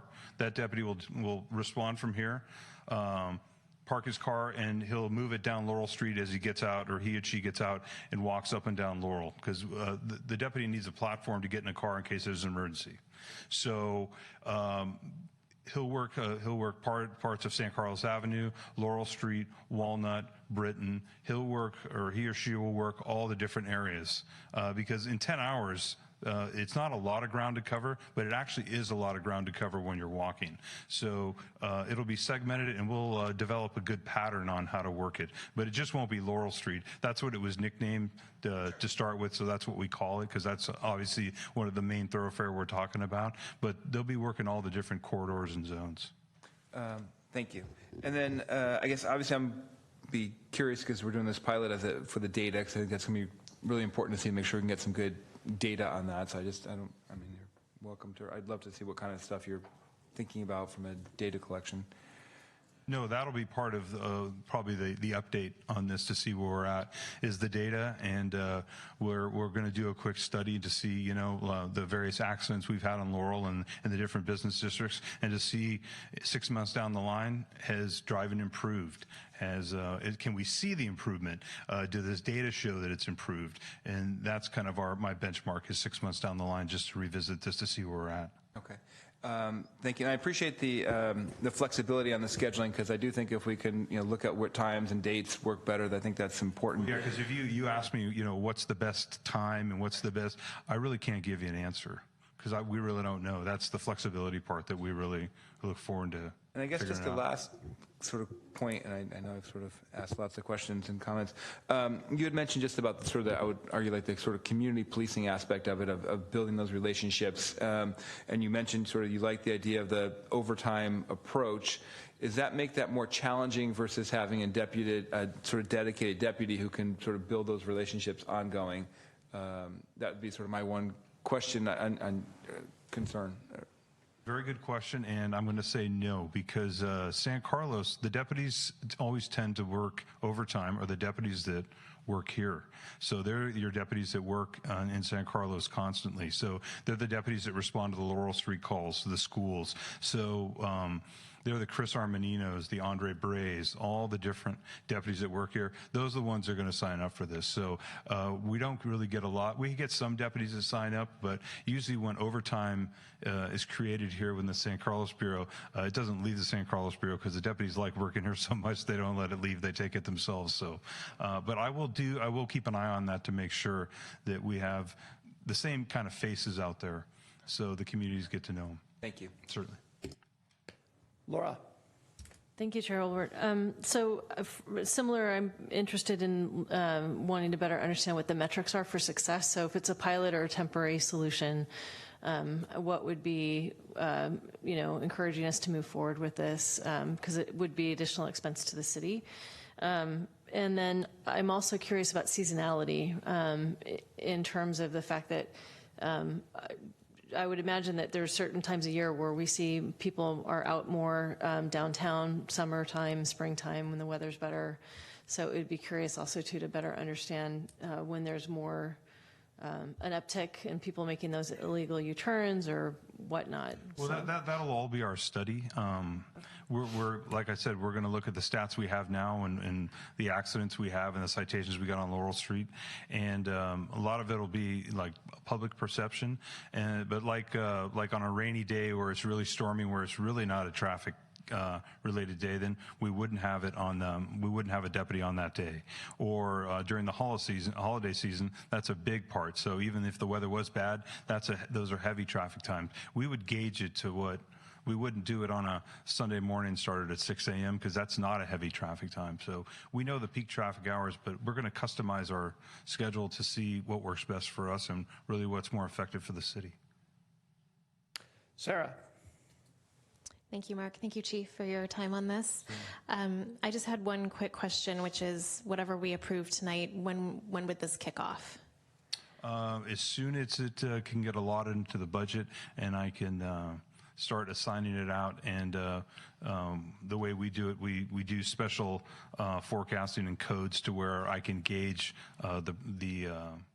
the statistics and who's going to work the shift, but we're ready to go when you are. So I had a couple of questions, Chief. Thank you for a good presentation. I see Rebecca's still here, so you might be able to hit her up for the budget stuff, before you go home tonight. I kind of thought she'd walk out before I turned around. Yeah, I was surprised she didn't either. She didn't do that too. Just a couple of simple questions. One is, to me, you and I have talked about this in other contexts, the goal actually is that we hire this deputy and then he or she never hands out any citations because everybody's following the law. Probably not going to happen. But will we be doing some advertising, for lack of a better term, to alert the community that we're going to be doing this? Yes. Okay, yes, it'll be out in the newsletter, and we'll put out a press release. We can do that. And this is really not about citing people. This is about trying to improve people's behavior, education. That's what this is really about. And, be respectful when you're driving of the pedestrian, and the pedestrian to really be well aware when you're crossing the street. I think we're not living as well together as we could be, and hopefully this will be a good deterrent for both. This next question is a little bit getting into your area of expertise, but I am kind of curious, given the particular parameters of what we're looking at here. Is there a reason why this isn't based around an additional part-time motorcycle officer? Yes, because we what I've done in the last probably 3 months, I've switched the motor officers used to be assigned to each day shift. So we had one motorcycle officer or a deputy on at one time. So what we did was we figured out what the best traffic patterns were for them to work together. And now they work 4 10.5-hour shifts. So one works Monday through Thursday. The other one works Tuesday through Friday. And so 3 of the days during the week, which are our busiest days, Tuesday, Wednesday, Thursday, based on a lot of the 410 schedules and the school schedules, both motors are working together now. And are extremely effective, especially when, during the opening day for school, when school started, different things like that. So with that schedule, we have enough motor or enforcement traffic with motors right now. I think that it's better if the deputy does walk and does a little community engagement. And it's... I apologize. You did say that the deputy was going to spend a fair amount of time on foot. I just heard the car part. That's so he's not far away from his computer, a platform if he has to get into to respond to an emergency call, because he'll still be responding to emergency calls in town if there's an emergency. But his or her main goal was to stay on Laurel Street or the surrounding streets. And my last item is not really either a question or it's more of a comment, but you might think about reminding the deputy or suggesting to the deputy that, if they need to, when they need to do their coffee break, Pete's, rush hour, they could probably just sit there and hand out tickets. Well, that's why I think this walking beat will be so effective. I think you can go up and down Laurel Street, and we're going to start with education first. There you go. Okay. Sounds good. Ron. I didn't really have any questions for you. First of all, thank you for the presentation, but I have to tell you, I sort of thought this had started already, because I've had a few friends telling me that they've observed people getting tickets on Laurel Street already, and they said, have you guys added another officer? And I said, yeah, I think we have. But anyway, it's been 2 or 3 instances now in the last couple of weeks now, and you haven't even done it yet, so I don't know what's going on. I've briefed the sergeants on this program and what we're looking at, and I said it'd be a good time for you guys to start walking on Laurel Street on certain days. So they must have started without telling me. They must have. Thank you. Funny thing, when the chief suggests stuff, things happen. We just make suggestions, correct? You're making us look good. All right. Is there any member of the public who wishes to address the council on this item? Seeing none, I will entertain a motion. I'd like to just thank Adam for bringing this up during our budget session. It's a great idea, and I'm looking forward to the pilot program. Thank you, Sarah. Would anybody care to make a motion? All right, I'll make the motion. I move to adopt Resolution 2019-68, a resolution of the City Council of the City of San Carlos authorizing Amendment Number 7 to the Law Enforcement Services Agreement with the San Mateo County Sheriff's Office for the Laurel Street Policing Pilot Program for the fiscal year 2019 to 2020 in the amount of $250,000. Is there a second? I'll second. There's a motion and a second. Any further discussion or comment? Hearing none. Crystal, would you please call the roll? Councilmember Palmer Lohan? Yes. Councilmember McDowell? Yes. Councilmember Rack? Yes. Councilmember Collins? Yes. And Chair Olbert? Yes. All right. That completes item 11. We move on now to additional council communications and announcements. First is reflections. I actually have something I was going to share, but if somebody else has stuff to go first, please step forward. Okay. Actually, Crystal, if you wouldn't mind punching up that thing so I can walk through. I just have a couple of slides I want to share with people. But I will mention to staff, just as an aside, I didn't notice this before, we can probably get rid of the end agenda setting clause on 12A, since we now have a special area for agenda setting. So that's a very minor thing. So if you wouldn't mind punching up the first slide.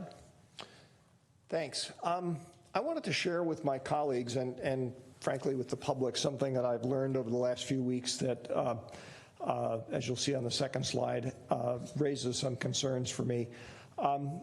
We're used to a process in San Carlos, and the public is as well. When we take action, we tend to always take the action in an open session. We do discuss things in closed session, but the actual action, spending money, what have you, that gets done in open session. I actually learned recently that by law in California, it doesn't have to be that way. There's a particular government code section, the relevant portion of which you see up on the page here, which basically says that a public agency can, in closed session, essentially make a proposal to a third party that it might be engaged in settlement negotiations with for some matter or other. And if the proposal gets accepted by the third party without any modification, so it never comes back to the agency's oversight board, then it need not ever appear in the minutes even, and it need not ever appear in anything. Now, interestingly enough, it is still a matter of public record, but it's called an upon inquiry matter of public record, so that somebody would have to ask the agency saying, hey, did you do something involving X? The agency would have to comply with that and describe how much money they spent and the general nature of what it was they approved. But I found this very shocking. I had no idea that California law had this provision in it. Now, issues of transparency aside, the key thing I wanted to alert my colleagues to, Crystal, if you could pull up the second slide. There are some potential implications about this for electeds, for us in our role as electeds. As an elected, you may be bound not to disclose information about such a transaction, even though you are a member of the public, and even if you weren't part of the agency when the transaction was approved. In other words, you can step into something where you would be bound, and bound in a fashion where some lawyers will tell you that you may be subject to civil lawsuit and damage risk if you were to somehow play a role in having information disclosed. That was a real shock to me as well. In addition to the financial side of things, the personal financial side of things, there's also what I've described here as a political blowback potential. Because these are a matter of public record upon inquiry, if and when somebody in the public asks about something and the answer has to be provided to them, naturally one of the first questions that most members of the public are going to ask of their elected officials on some commission is, well, why the heck did you hide this? Because even though it wasn't explicitly hidden, it kind of like was not very transparent. That can obviously have some interesting implications for those of us who believe very significantly and fundamentally in the importance of transparency. So the bottom line is, one of the things I've learned over the last few weeks that I want to share with everybody here, just because, as I said, it was sort of a shock to me and there are some personal risk factors here, is one should actually be relatively careful in assessing commission appointments, because you can find yourself wandering into something that you didn't realize you were wandering into. So that's my item for tonight. Anybody have anything else? Then I believe we move on to staff comments on city administrative business. Thank you, Mr. Chair. I would just like to remind the council and the public that beginning Thursday, August 29th, grading and construction of the new alleyway between the Wheeler Plaza parking garage and Laurel Street businesses will begin to take place. During this time, the Foodville parking lot will be closed and used as a staging area for construction equipment and act as a temporary location for recology bins for the affected businesses. The alleyway will be closed for approximately 5 to 6 weeks, and work will begin at the north end and proceed south. The developer is working with Recology and has commenced outreach with local businesses for the temporary modification of pickup locations for trash and recycling, which will be in the Foodville parking lot area on Cherry Street. Public parking in the Foodville lot will not be available during the alleyway repaving project, those 5 to 6 weeks. And the goal is to have the alleyway and the lot reopened in time for the Art and Wine Fair. Jeff, is there a plan to, again, for lack of a better term, do some advertising ahead of time, signage and whatnot around the area saying, hi, this is going to be closed? Already underway, yep. Good. I think there's a sign there already. Color me clueless. All right, with that, we are adjourned. And then we're going back to closed session too. The regular. Except we're going back to closed session. We're adjourning to closed session. Just an announcement.